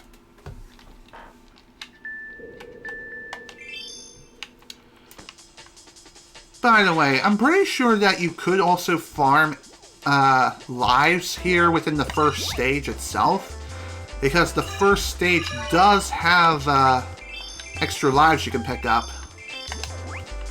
Also, the reason why I pulled up the boss screen twice was to check my ad hoc bomb count, just to be sure I had them all for this first world. Okay, well, I'm glad that you thought of it at least. Alright, on to the first major boss versus Endall.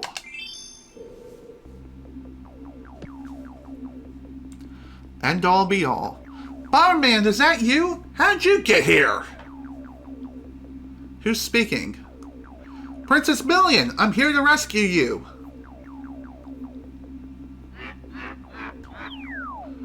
Hello there. Hello, little man. I am Endall. The end-all be-all of your adventure. You came here to rescue the princess? I can't let you do that. I must stop you.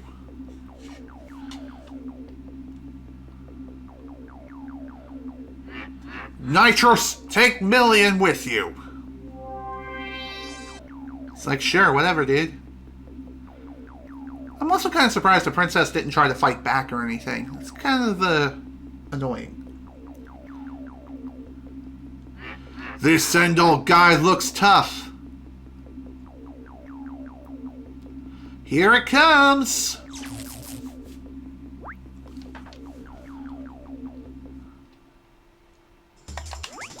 So just like with Nitros, this guy does have a timer when it comes to defeating him. The faster we defeat him, the more points we'll receive at the very end of the stage. So the first part of this fight really isn't too difficult at all. We just need to jump over the electrical barricade and just throw bombs at him constantly. Afterwards, his platform will fall and he will try to chase us around a bit. Of course, he is a pretty damn easy boss, all things considered. And also, whenever he does hit you, he will laugh at you, do his maniacal laugh, if you know what I mean. And he's dead. Ha! That was easy. Damn it! 10 points shy. Holy crap. That's lame. Oh, that sucked. The princess is nearby. I can feel it. I hate to tell you this, buddy, but she's gone. She's on Primus Star. Wasn't that the planet you just escaped from? Also, how do you know? Let's hurry! Perhaps he planted some sort of tracking device on the princess, or within, like, the princess's pockets or something. Like a GPS tracking system. That's probably the reason why he knows exactly where the princess is. That's my guess. And it is perfectly fair. So now that the world is complete, we get graded on the amount of points we scored. Our clear points is 79. And upon completing the world, you will be graded on your score. And the more clear points you have, the better your medal you'll receive. I believe the medals range from red, blue, green, bronze, silver, and gold. Silver means you got most of the levels up to 5 clear points, but you might have missed 1 or 2, in which case you'll be awarded a silver medal. A perfect score across all levels, all 5s, means you get a gold medal. So, again, silver's pretty good, but of course I want gold, dang it. So, let's continue. And by the way, whenever you first clear a world, you'll be granted access to a bonus stage that you can choose to play through and get some additional gems and goodies, items, etc., etc. However, upon running out of score or falling off the stage, you'll immediately exit. And by the way, these bonus stages cannot be played ever again upon finishing them. So that is something worth mentioning. Cool, perfect. Alright, let's return to Planet Bomber and try this boss again. It's funny how I just missed out by 10 freaking points.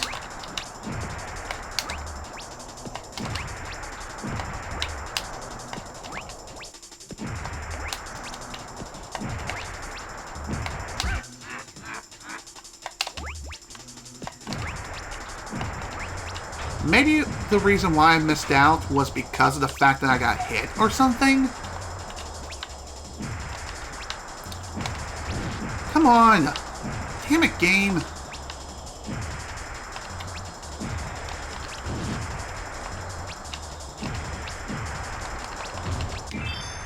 Well, damn. That sucked. So the score requirement for this stage is 7,500, if you couldn't tell.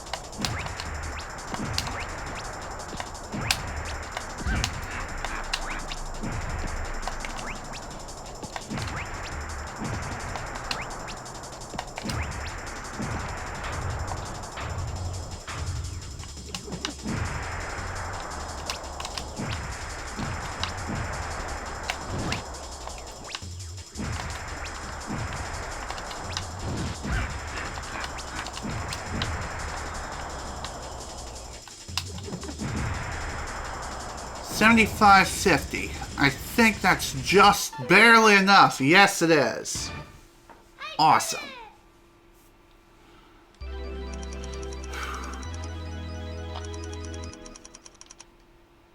And there we go. We improved our score. Bomber Hero Gold. Pretty sweet.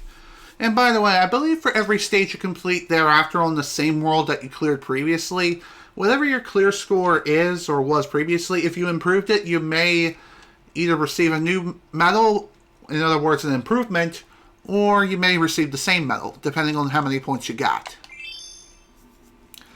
So with that done, let's head to Primus. Gotta say, we're making some pretty good progress. And with Primus, we have, again, 3 areas to work with, and for Area 1, let's head into Groog Hills.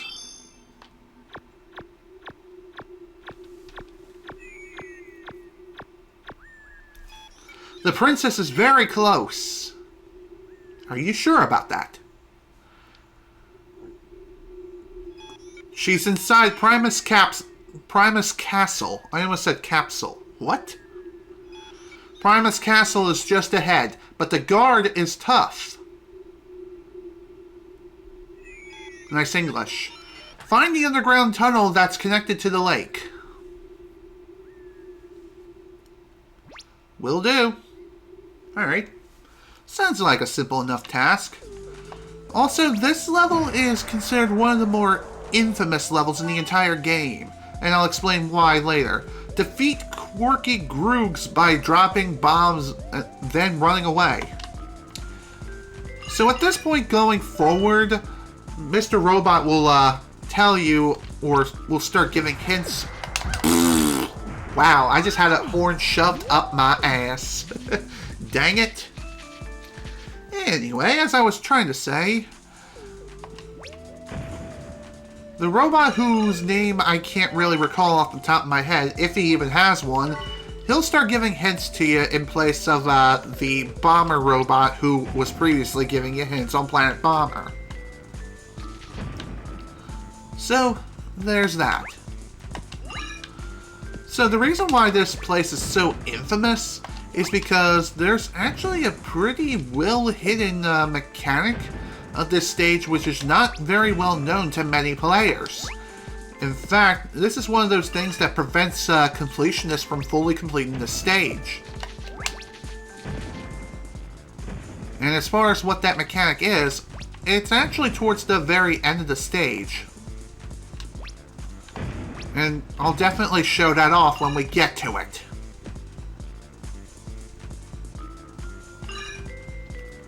For now, though, we just have to navigate our way through the entire place, hopefully unscathed, without having another one of these miniature bulls shove their horns up my ass.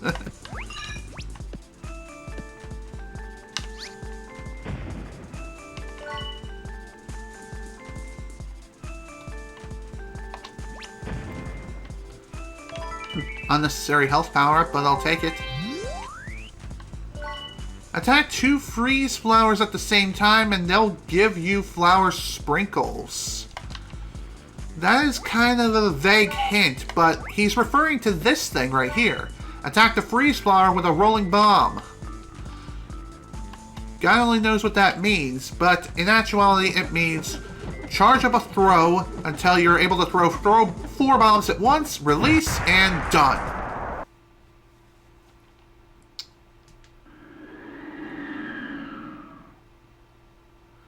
What this does in turn is that it freezes the entire stage. In other words, it becomes a winter wonderland, meaning that you can just traverse over watery hazards that were previously inaccessible. Plus, new enemies start to show up out of nowhere. I guess it makes sense, considering that the layout of the stage in its entirety changed, which is pretty substantial. Although, again, it does introduce some unnecessary backtracking, but it is what it is. Even so, you kind of need to do this in order to get the high score for the stage. If you don't freeze this place over, then the high score for the stage becomes completely impossible to get, even with damage boosting to and from the water. Just saying. It's not exactly fun.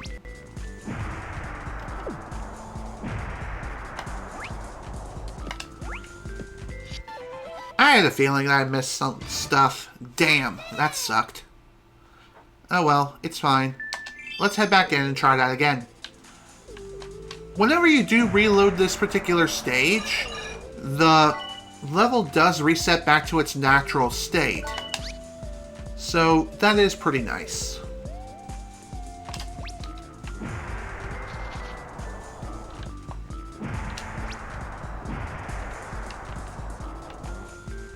I think the reason why I failed to get the high score before was just simply because I didn't take out all the flowers in this place before freezing the entire land over.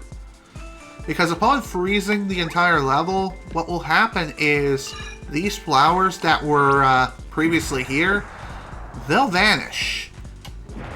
Obviously they die, but they won't give you the points that you would normally be credited for. Just saying.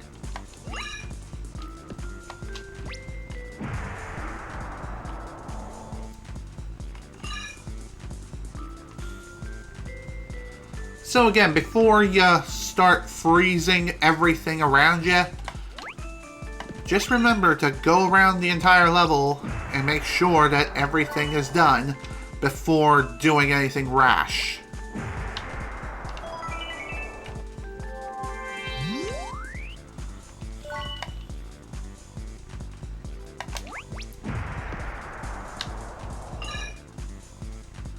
Also, I'm not really too sure what this is all about. I think it's trying to say something about the freeze flower that was on the left-hand side of this place. That is my guess.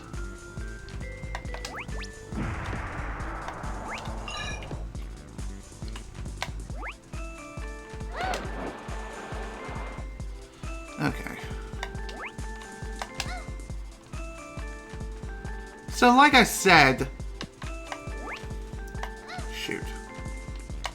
Like I said before, when it comes to water, you don't instantly die upon jumping in. Instead, you're launched out of the water and you just simply take a hit. It's as simple as that, really.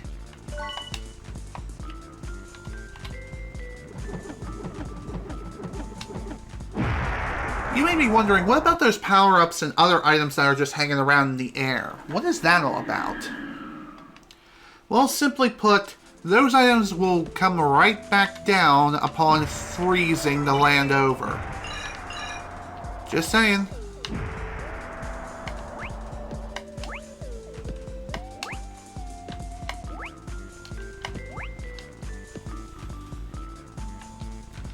Again, hitting that freeze flower is not absolutely necessary if you're just looking to complete the level in its entirety.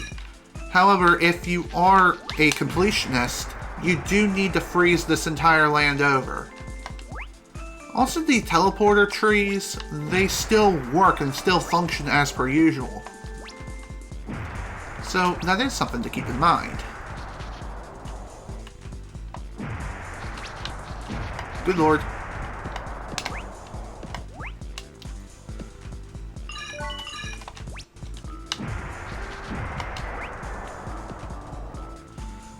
even sure what to call these little miniature bulls exactly.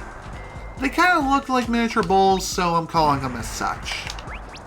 I'm sure they have proper names, sure, but even so. Okay, where the hell am I missing something? Pretty sure the target score is 6,000. Because no way is it just 5,900. There must be something that I completely missed. Somewhere.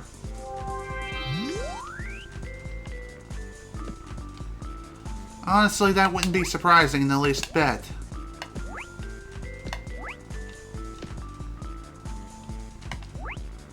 Well, damn it. Why the hell am I missing things?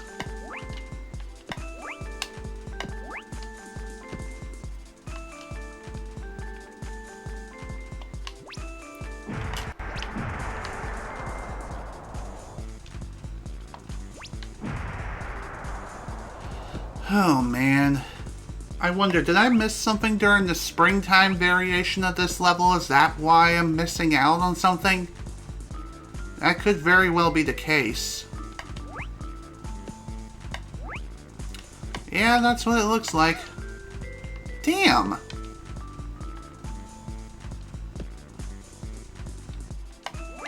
You would think that there would be something up here. It looks like there's like some sort of drop shadow, but there isn't.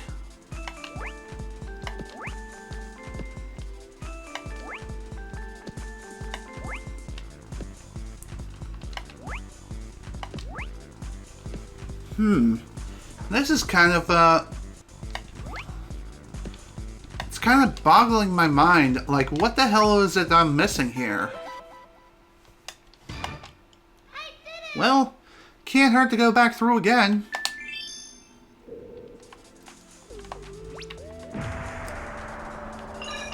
Another pretty nice thing, too, about replaying levels is that if you do manage to complete the level, your gem count and power-ups and extra lives, things of that nature, they stay with you.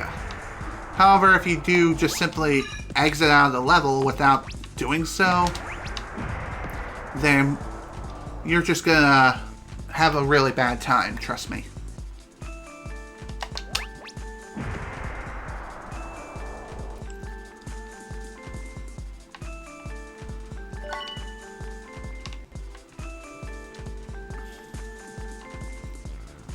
Okay. Let's search around a bit. Maybe we'll be able to find something that I was missing before without getting blown up first. Or have a horn shoved up my ass. Wow, pretty nice snipe.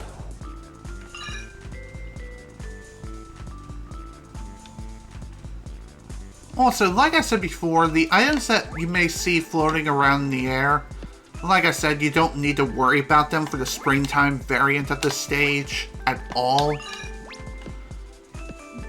And like I said, the items will come right back down to your level right after you freeze everything over. Ah, that's what I missed. Now it makes more sense. To be honest, it is kind of BS how that even happened in the first place, considering it was hidden behind the camera. Oh well. Well, better to find it now than never.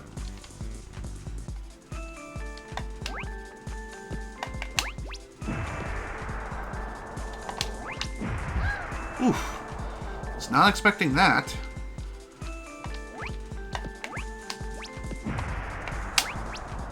Goodbye.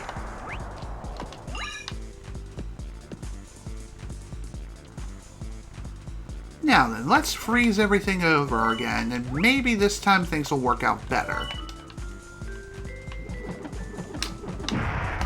Oof. Double whammy. That was bad. Perhaps I need to stand still a little bit. There we go. Better. Another pretty nice thing about cutscenes is that as long as you've seen them once, you can skip them by pushing the start button, I believe. Then again, I think it's the A button. That could work too, I'm pretty sure.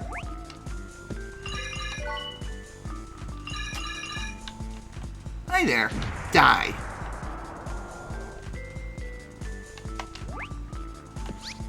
Yeah, as I thought.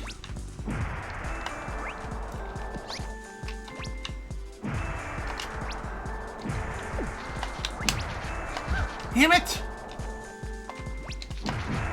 Man, I just cannot maintain my health to save my frickin' hide at all.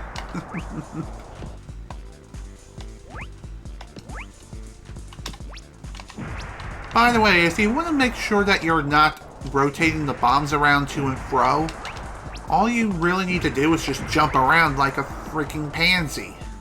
And that's really about it. By the way, I'm not sure how much health Bomberman can have in total, but I can imagine this stage is a pretty damn good stage to farm gems in to get that much more health. Just saying. It's a damn good stage. Of course, there may be some others that are better, but alas, it is what it is. Okay, before we continue, I'm going to use the bathroom real quick, so I'll be back momentarily. Okay, I am back. Sorry I took so long. Anyway, let's continue with Bubble Hole. Sounds fun.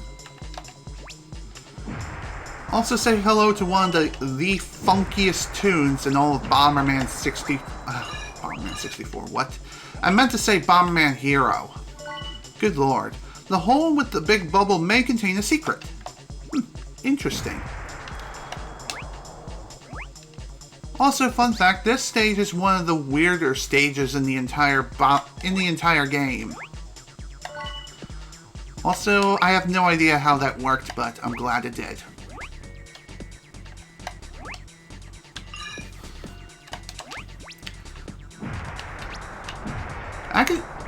As you can see, there are a lot of very weird, very weird things here.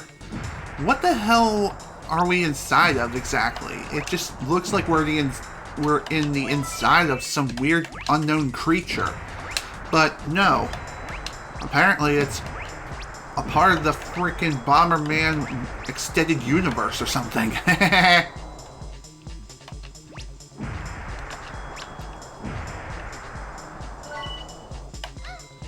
Also, these weird bubbles that are floating around.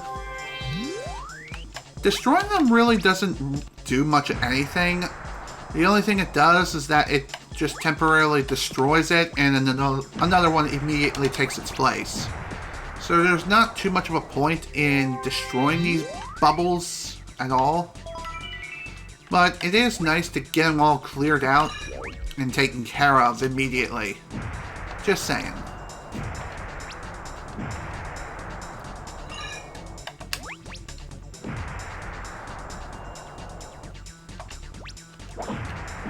Oh lord, that was too close. It is pretty annoying having to fight enemies that are off screen and away from the camera, because you never quite know exactly where they are. Sometimes you may run into trouble with some of the enemies, especially if they're distant fighters.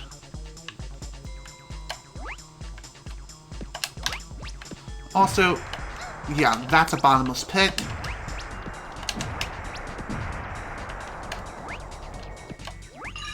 Now you may be wondering, how is it that we're supposed to get that ad hoc bomb exactly? Well,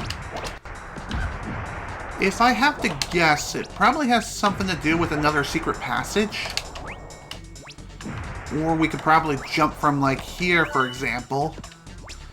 I think that's what you're supposed to do. But I'm going to proceed a little bit further just to make sure that is or is not the case.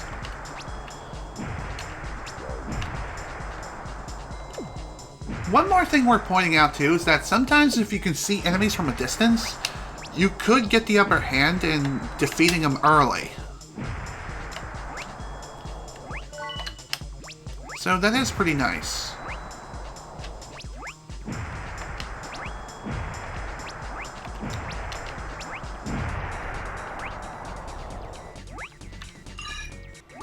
Okay.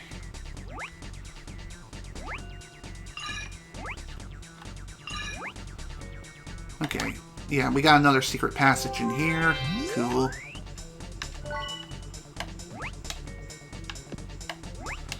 I'm also kind of surprised that we're almost up to 200 gems once again. So that means we're going to get another health upgrade in just a little bit. Although, again, once we quit this session, once we finish for the day, then, unfortunately, our health goes back down to 4. Kind of annoying. But hey, what can you do? Alright, next up is Eris Lake. I'm not really sure how else to say it.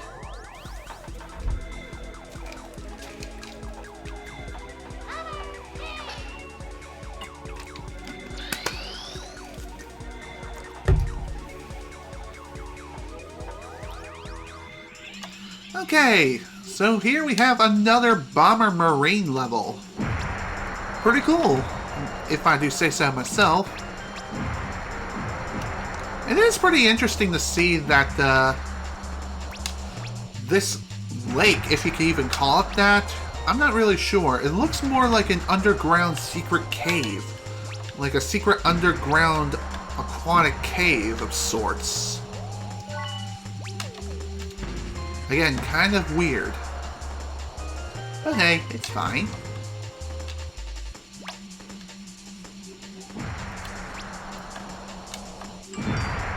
Nice. Double kill.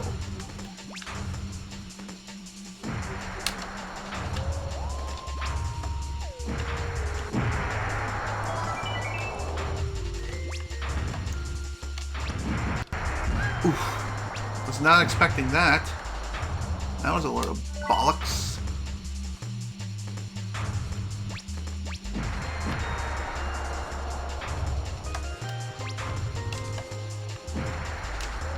Again, one thing I will give credit where credit is due when it comes to these stages is that, at the very least, you do get to go backwards in the Bomberman stages, which is pretty nice.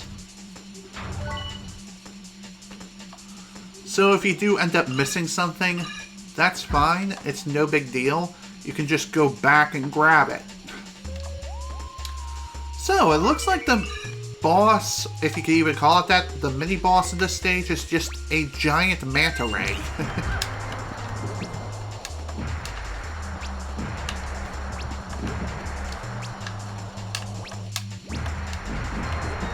And I believe upon his defeat, you'll be able to finish the stage. There we go. By the way, I believe you can enter any of these little wormhole things. I'm not really sure what to call them. Enter into any one of these and you'll be able to finish the stage, no problem. Or not. Okay. We'll try that again.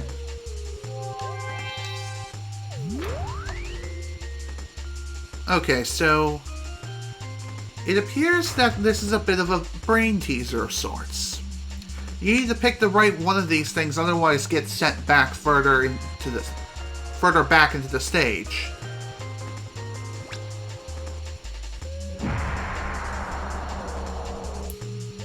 Honestly, it is kind of a guessing game in order to figure this out. Okay. So it appears as though the stage is not over yet. What a waste of a perfectly good health pickup. Goddamn. Why can't I freaking survive or do anything?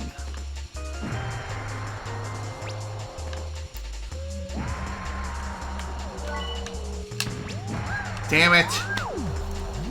Wow, that is lame.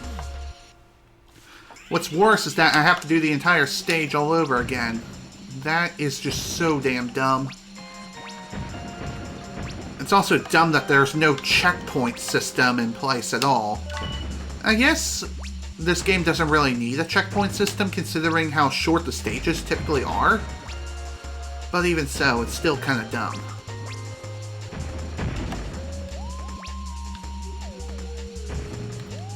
How then? Like, seriously, how is that missing? Honestly, I think it's because of the homing capabilities of the bombs. Because of the lack in firepower, it's not reaching the enemy.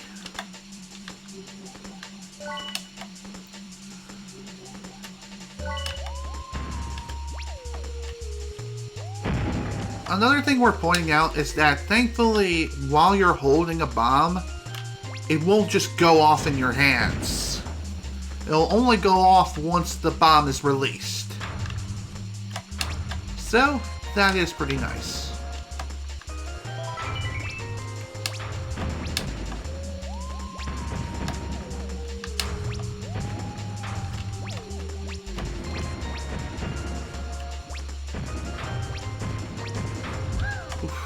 Again, I always have to hurt myself in some stupid way.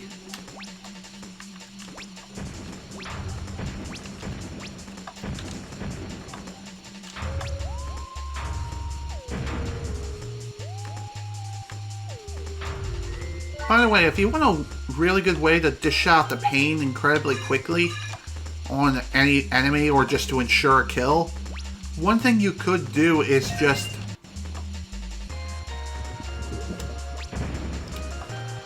hold down the R button to charge up a series of bombs and then release on a single enemy. It may not serve much of a purpose, but it does ensure that you get the kill at least.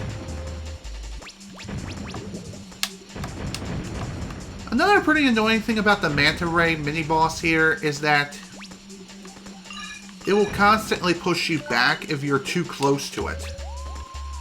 Which, that does make sense, considering that it is constantly throwing waves of water at you over and over again. Also, I'm pretty sure the paths here are not randomly generated. They are predetermined no matter what.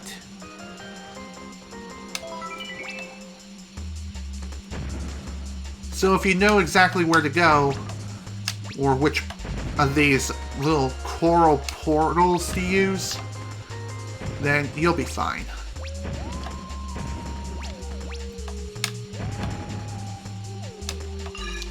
So my advice when it comes to these kinds of stages is just take your time, move slowly, and you'll be fine. If you see an obstacle that looks like it needs to be destroyed, do it. Destroy it if you can. Otherwise, just let it go off on its own from a distance.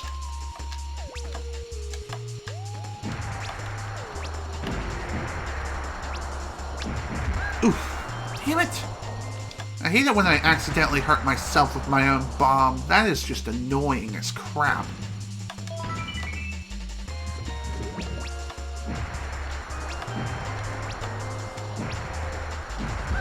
Okay, seriously, how the hell did I miss that freaking shark?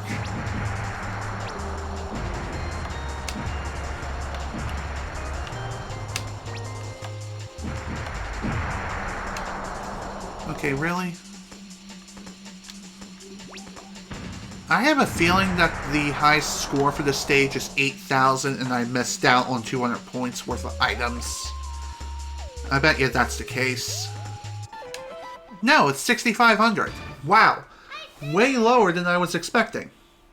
I think it's because the area I went to is technically a secret area. And I took a secret exit. Therefore, I had more opportunities to get more points. So, yeah, this is one of those stages that actually has a secret exit in it. Interesting. At least I think that is the case. It most certainly seemed like it. Well, at this point now, at least I know what it is I have to do.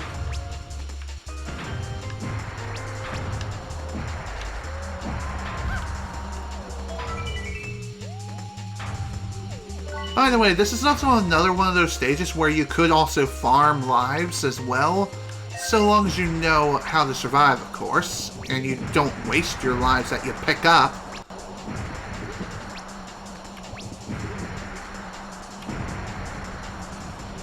Alright, let's actually try to exit out of here this time with the proper exit. Let's try this one. Okay, this takes me to an entirely different area. Interesting. To go through the exit ahead, you'll need a wall-through item. Okay, so this is actually the first stage to introduce such a mechanic. The wall-through item is one of those items that, well, it allows you to walk through transparent walls. It's one of those weird things that simply is one of the more broken items in the Bomberman universe. And another thing too is that this power-up is not featured very often throughout the entire game.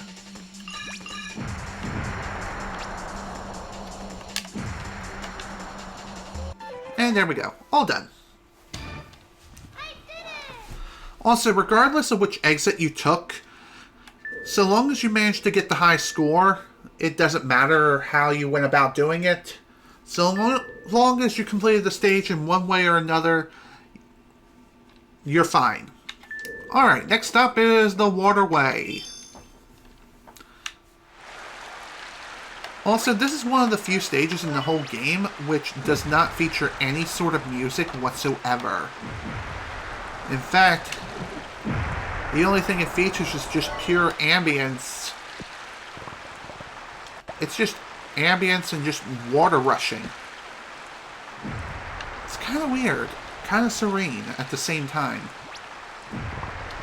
Not sure how else to describe it other than it is quite serene. And I like it.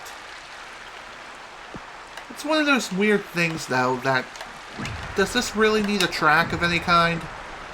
Well, no. But it would be nice to have a track. But hey, I'm happy with just pure water just rushing down the watery path. And that's really no problem with me at all.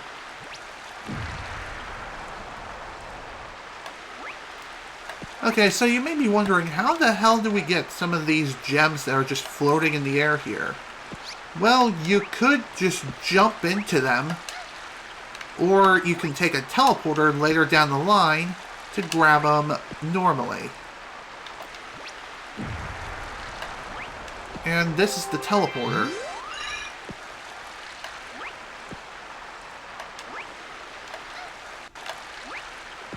And by the way, you can just jump over that teleporter, no problem.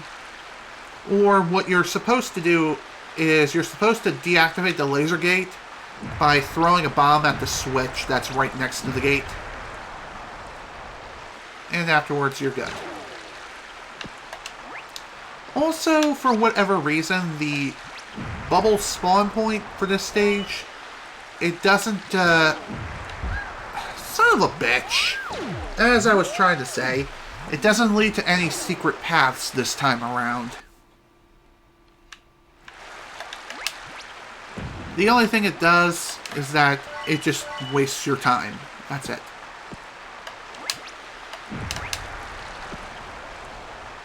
Okay. Like I said though, it's really not a difficult stage. In fact, this is one of the shorter stages in the game. Good lord.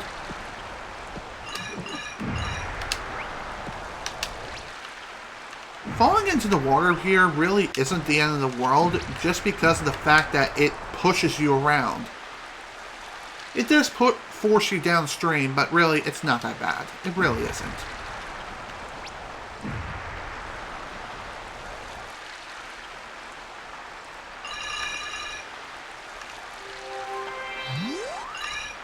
And funny enough, this is one of the shorter stages in the game. How short is it exactly? Well, it's really not all that bad. I guess another thing worth pointing out too is that if you are low on health and you're not confident in your skills of completing the stage unscathed, you could intentionally take damage just so that way you can get a health refill from respawning. Also, these enemies here are quite annoying little jerks. Again, not sure what they're called in actuality, but even so, they're assholes. How? Well, they have pointy noses that will pierce your soul if you let them touch you. And let me tell you, it's not a fun time. Oh my god. Just trying to turn diagonally and throw a bomb in that particular direction. Why does it have to be such a pain?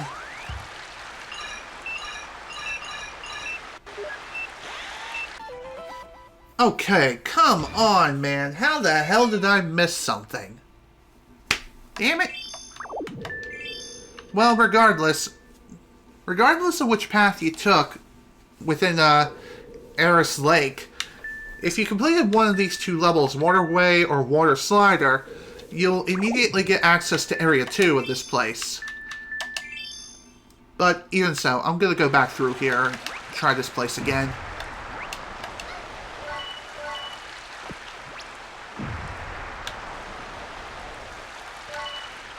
Perhaps this time I'll actually be able to figure out what the hell it is I missed.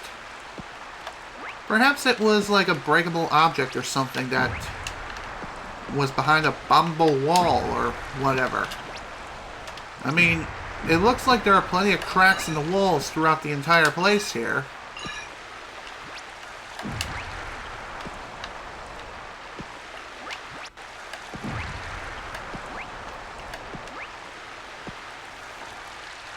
Despite the fact that there are plenty of cracks here, it's all purely cosmetic and it doesn't mean anything at all. Just saying.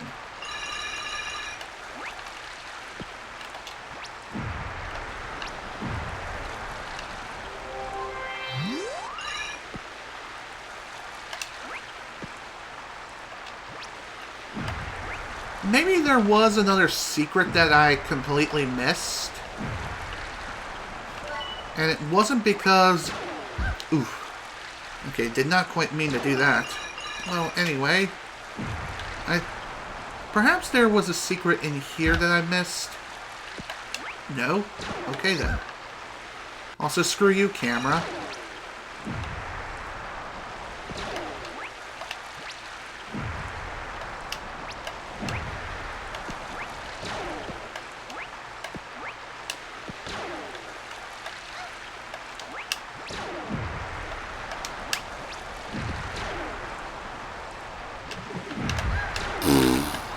God damn it.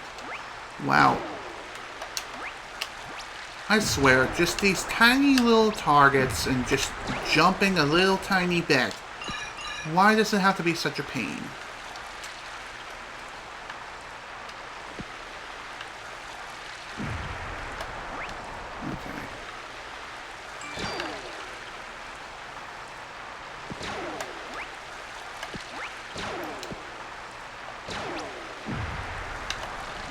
You may be thinking there would be something like down this pit here, but no.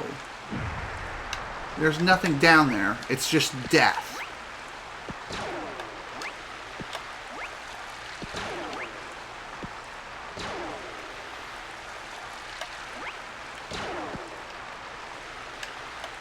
Alright, maybe there's something down here I missed.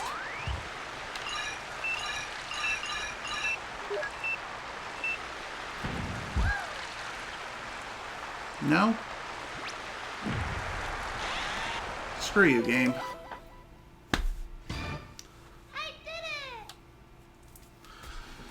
Alright, I need to take another look around. There's gotta be something I'm missing that's obvious.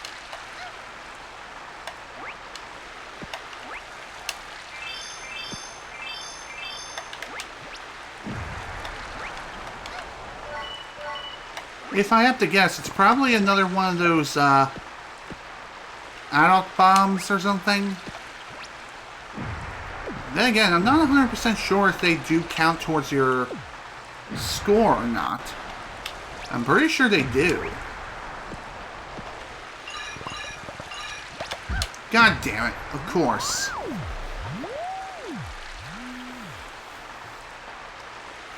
That is one thing I hate about those little shark things that are in the water. You can't really see them too well. Okay, really? How the hell did I get hit by those damn bubbles?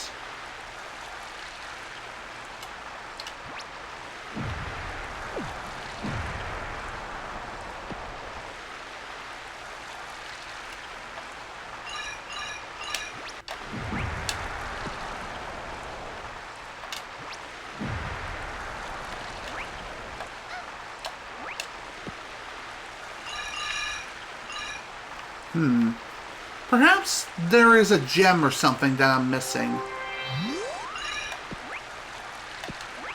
Perhaps. Perhaps that's it. I'm missing a gem somewhere. But, of course, where the hell could it be? That is the question. That is definitely a question that is on my mind. It's kind of annoying that I can't figure this crap out. Of course, I could always look up like some sort of online walkthrough or something, if I wanted to, but I won't. Not right now, anyway. Not unless I really need to.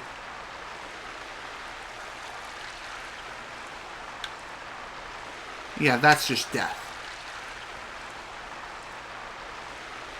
Another thing worth pointing out, too, is that upon touching these bubbles, they do end up exploding and will immediately respawn at their spawn point.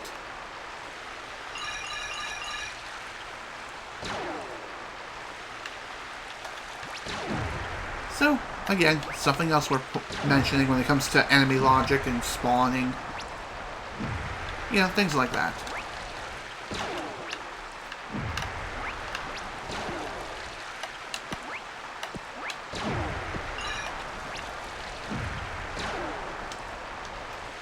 Okay, what else am I missing here?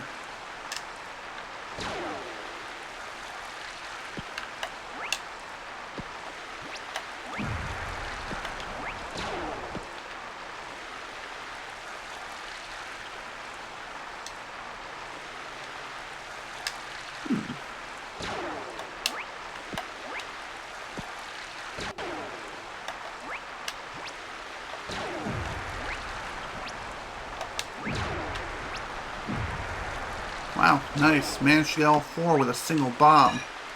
Took a lot more effort than necessary for sure, but... eh.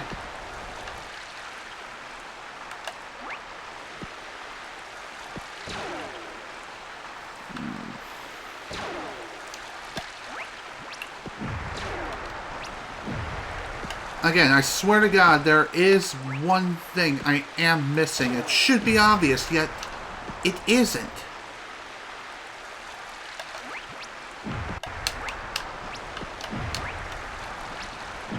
You may think it's like a bombable wall or something, but no, I don't think it is.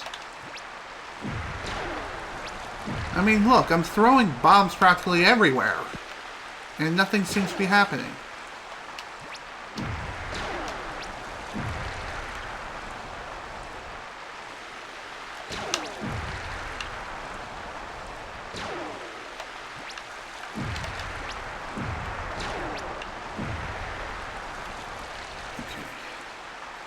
Take another look around. Maybe I missed something obvious.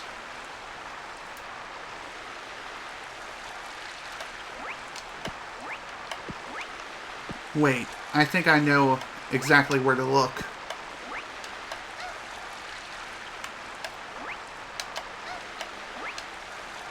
No?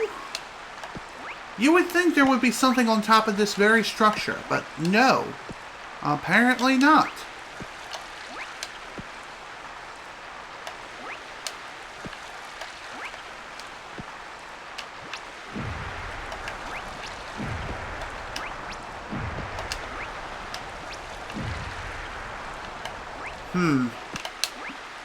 Well, this is unfortunately going to take some time to figure out.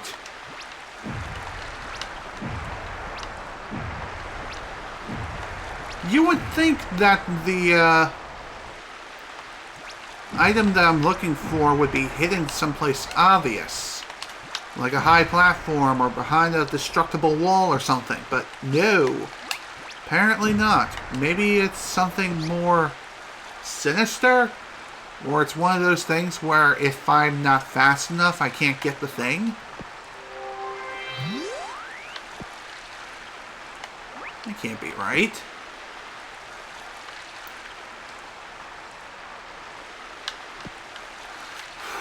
And again, I tried looking around in here. There's no warp point, as far as I can tell.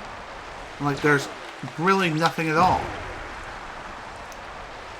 Another thing worth pointing out is that once you disable a laser barricade, You don't need to worry about re-enabling it again by accident, as that simply cannot happen.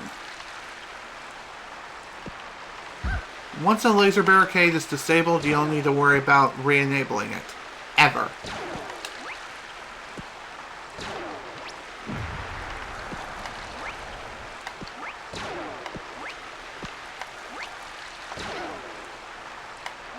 Okay, seriously, I am stumped.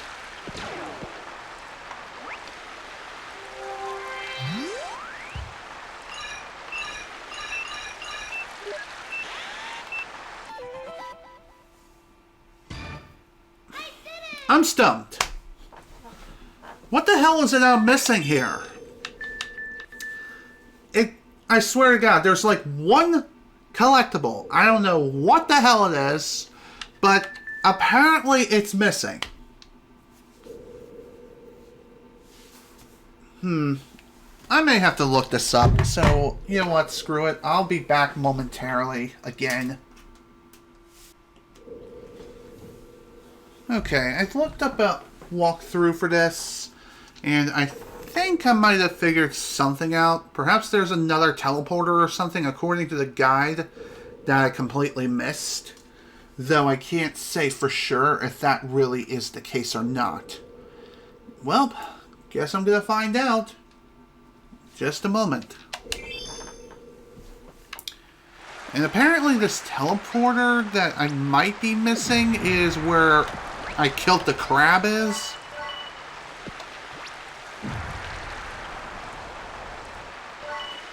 No? Okay, seriously, what the hell am I missing then? There's no other teleporter besides just the one. Damn it. Unless there's some other water creature or something that I failed to kill in time before I committed suicide. No, that can't be the case.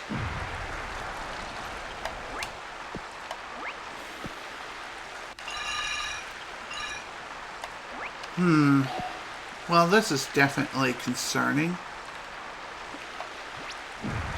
Another thing worth pointing out is that the laser barricade cannot hurt you in any way. You can rub up against it and you'll be fine. Nothing hurts you. What am I saying? Plenty of things hurt you in this game. Whee! Dead? Yes. About what I expect. Okay.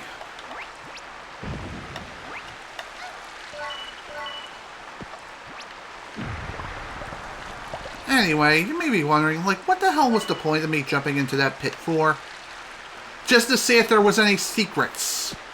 Because you never know. Because this game loves throwing secrets off screen at you. And that is annoying. That is really damn annoying. And it seems to have been happening far too often in this world.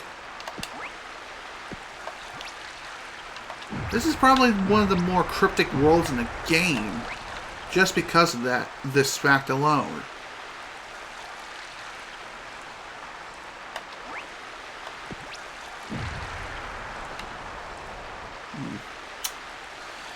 I don't get it. What the hell am I missing here?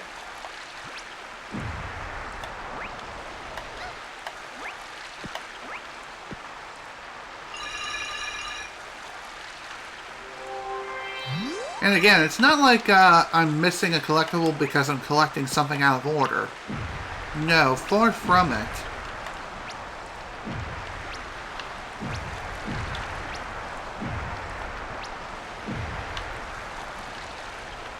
It would be pretty funny if the bubbles did actually contribute towards their point total, but sadly, it doesn't. They don't contribute anything at all. They're just there to waste your time. And also act as annoying obstacles, too.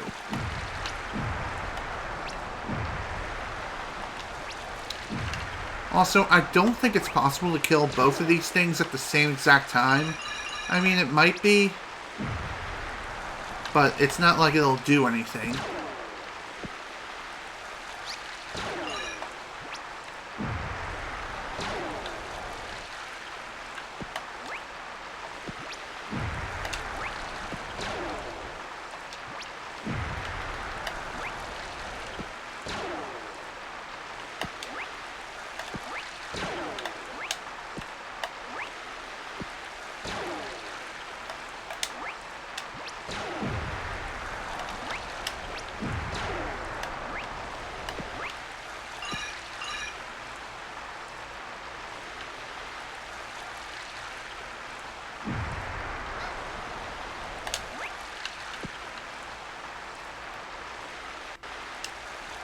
Again, I really wish I could use the camera a little more effectively here, but sadly, I can't.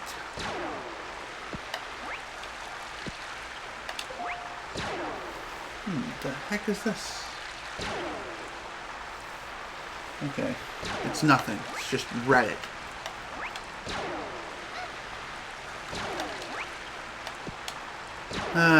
Great.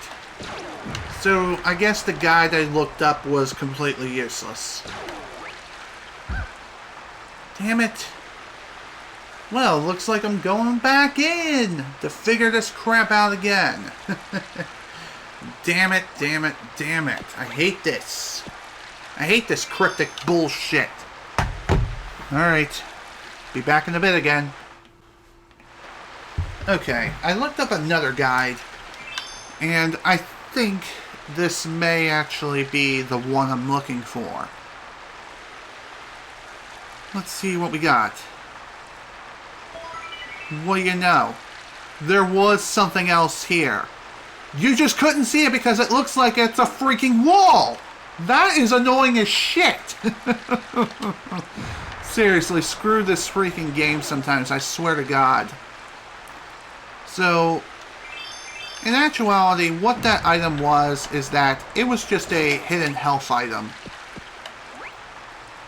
Probably one of the more well-hidden items in the game, by the looks of things. My God, man, that was probably the most annoying thing ever. But it's probably going to get worse going forward. We'll definitely see. For now, at least the deed is finally done. Jesus Christ. Now then, back to Area 1 once more. Let's head into Water Slider. Just like Waterway, this also is another one of those levels that doesn't have any music associated with it at all. Instead, it's just ambient water. And arguably, this is probably a harder level versus the previous level. For one thing, it is definitely longer than the last one.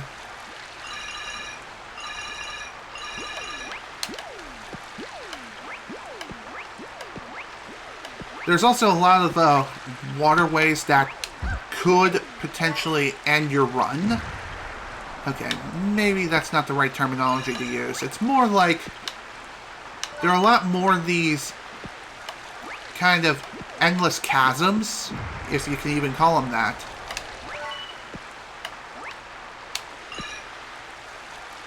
Also, that gem is a pretty well hidden one. Although I think for this stage, at the very least, there's no weird bull crap when it comes to finding everything in the stage. It's just a simple matter of get the things as you see them and go. You don't need to worry about anything else or looking beyond the environment to find what you're looking for.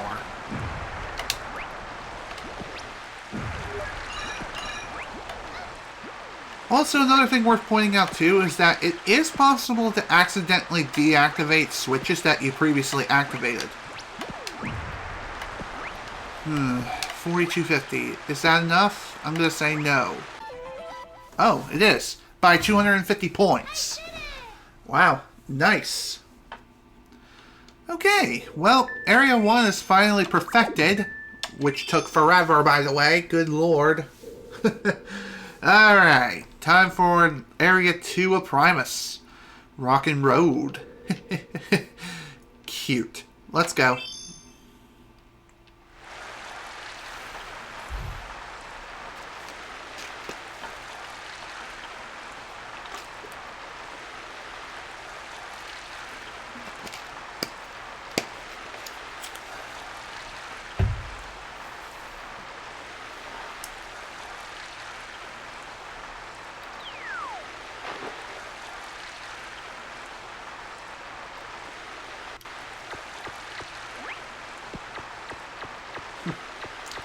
Funny how we just missed the princess.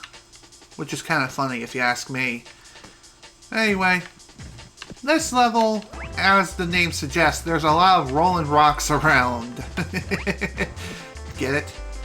And don't worry, we won't be drinking any of them. but we will probably end up getting smacked by one or two of them along the way. Thankfully, this isn't one of those chase levels, per se. It's one of those things where the boulders just hang out on the ceiling until you pass them in a certain proximity, in which case they'll just drop on your head and try to murder your face in. Although, for whatever reason, it doesn't insta-kill you. Instead, it just takes it off like a single point of health. And I'm okay with that. Anything over here?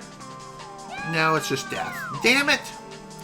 You would think they would put some goodies over there or something, but no.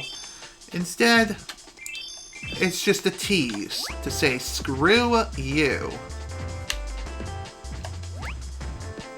Also, scattered throughout this first area, there are these little holes that you can just duck into to avoid the rocks as they're rolling down your way. You can also step to the side of them and you'll be fine as well. Also, screw you, game, and your perspective crap. Oh, that is so lame. I was not expecting that at all.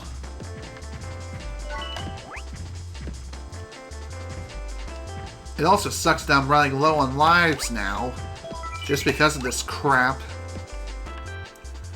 And like I said, if you do run out of lives and you get a game over, your gem count does drop back down to 0. So whatever gems you had, they're gone. Also, bullshit! I pushed the A button, fuck you, game. The game's over. Wow, game over already? I thought I had like 2 lives left. Guess not. Damn it. Whatever. And yeah. Oh wow, it's even worse. Getting a game over also means that everything is reset to 0. Your health, your bomb and firepower, your gem count, everything goes back to 0. Or back to base stats. That is super lame. Ah, whatever. No big deal. Again, you can always collect more gems to increase your health yet again. Still, that is annoying how a game over means you start back from scratch again. I guess that makes sense. Even so.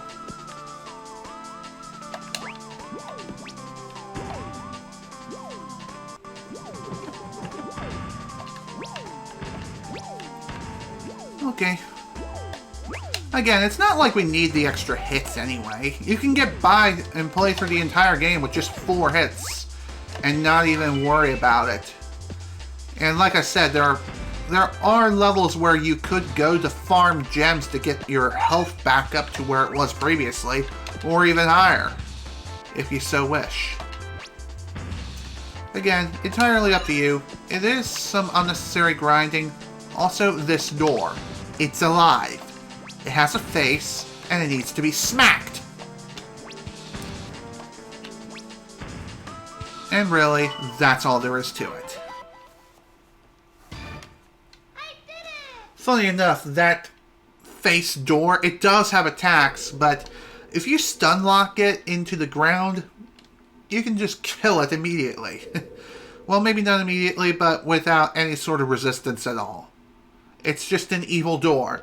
You leave it alone, it'll just try to fire projectiles at you, and that's not fun. Also, touching it hurts you. At least it doesn't kill you unless you're down to 1 hit. In which case, yeah, it will kill you. Alright, next level, water pool. Also, I do realize that I am getting close to the 3-hour mark. Also, say hello to these bomber rats. Be careful when defeating those freaking rats. They're bad. Rats. What more is there to say? By the way, that bridge can technically be destroyed by throwing bombs at it. And it does make things a little harder, but you kind of need it for the sake of science. Nah. in actuality, you just need to destroy the bridge in order to get access to certain collectibles under said bridge. But thankfully, you don't need the bridge in its integrity to be maintained in order to proceed.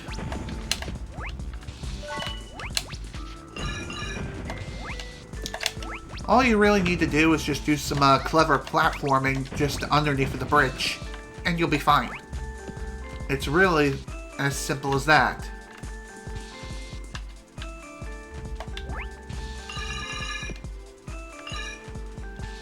Another thing we're pointing out too is that there are some areas that are considered one-way trips. And if you miss a collectible during that one-way trip, you will have to replay the entire stage all over again in order to get another shot at the collectible.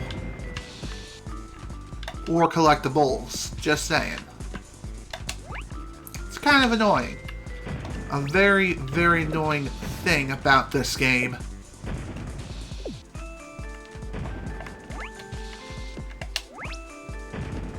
Nice.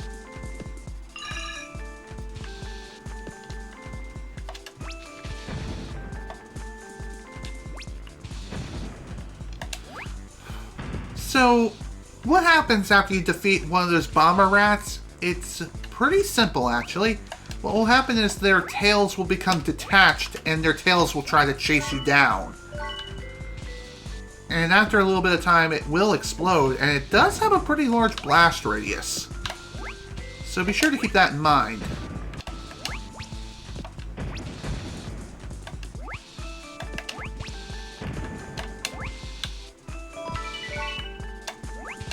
Also, this level has 2 exits. You can either take the top exit or the bottom exit, and each of them will lead you to a different level entirely. Let's take the bottom one first. Might as well, since we're right there. And taking the bottom exit and water pool will take you to the warp room.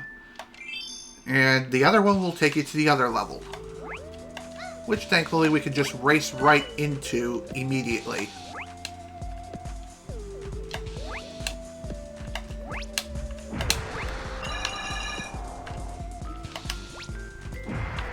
Also, another thing worth pointing out too is that in this stage introduces platforms in which you will have to deactivate the spikes before proceeding.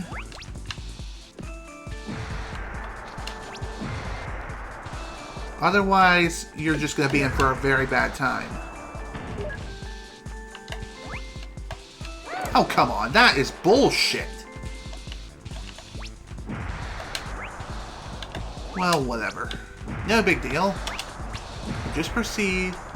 And if anything else, I could always KMS in the next stage.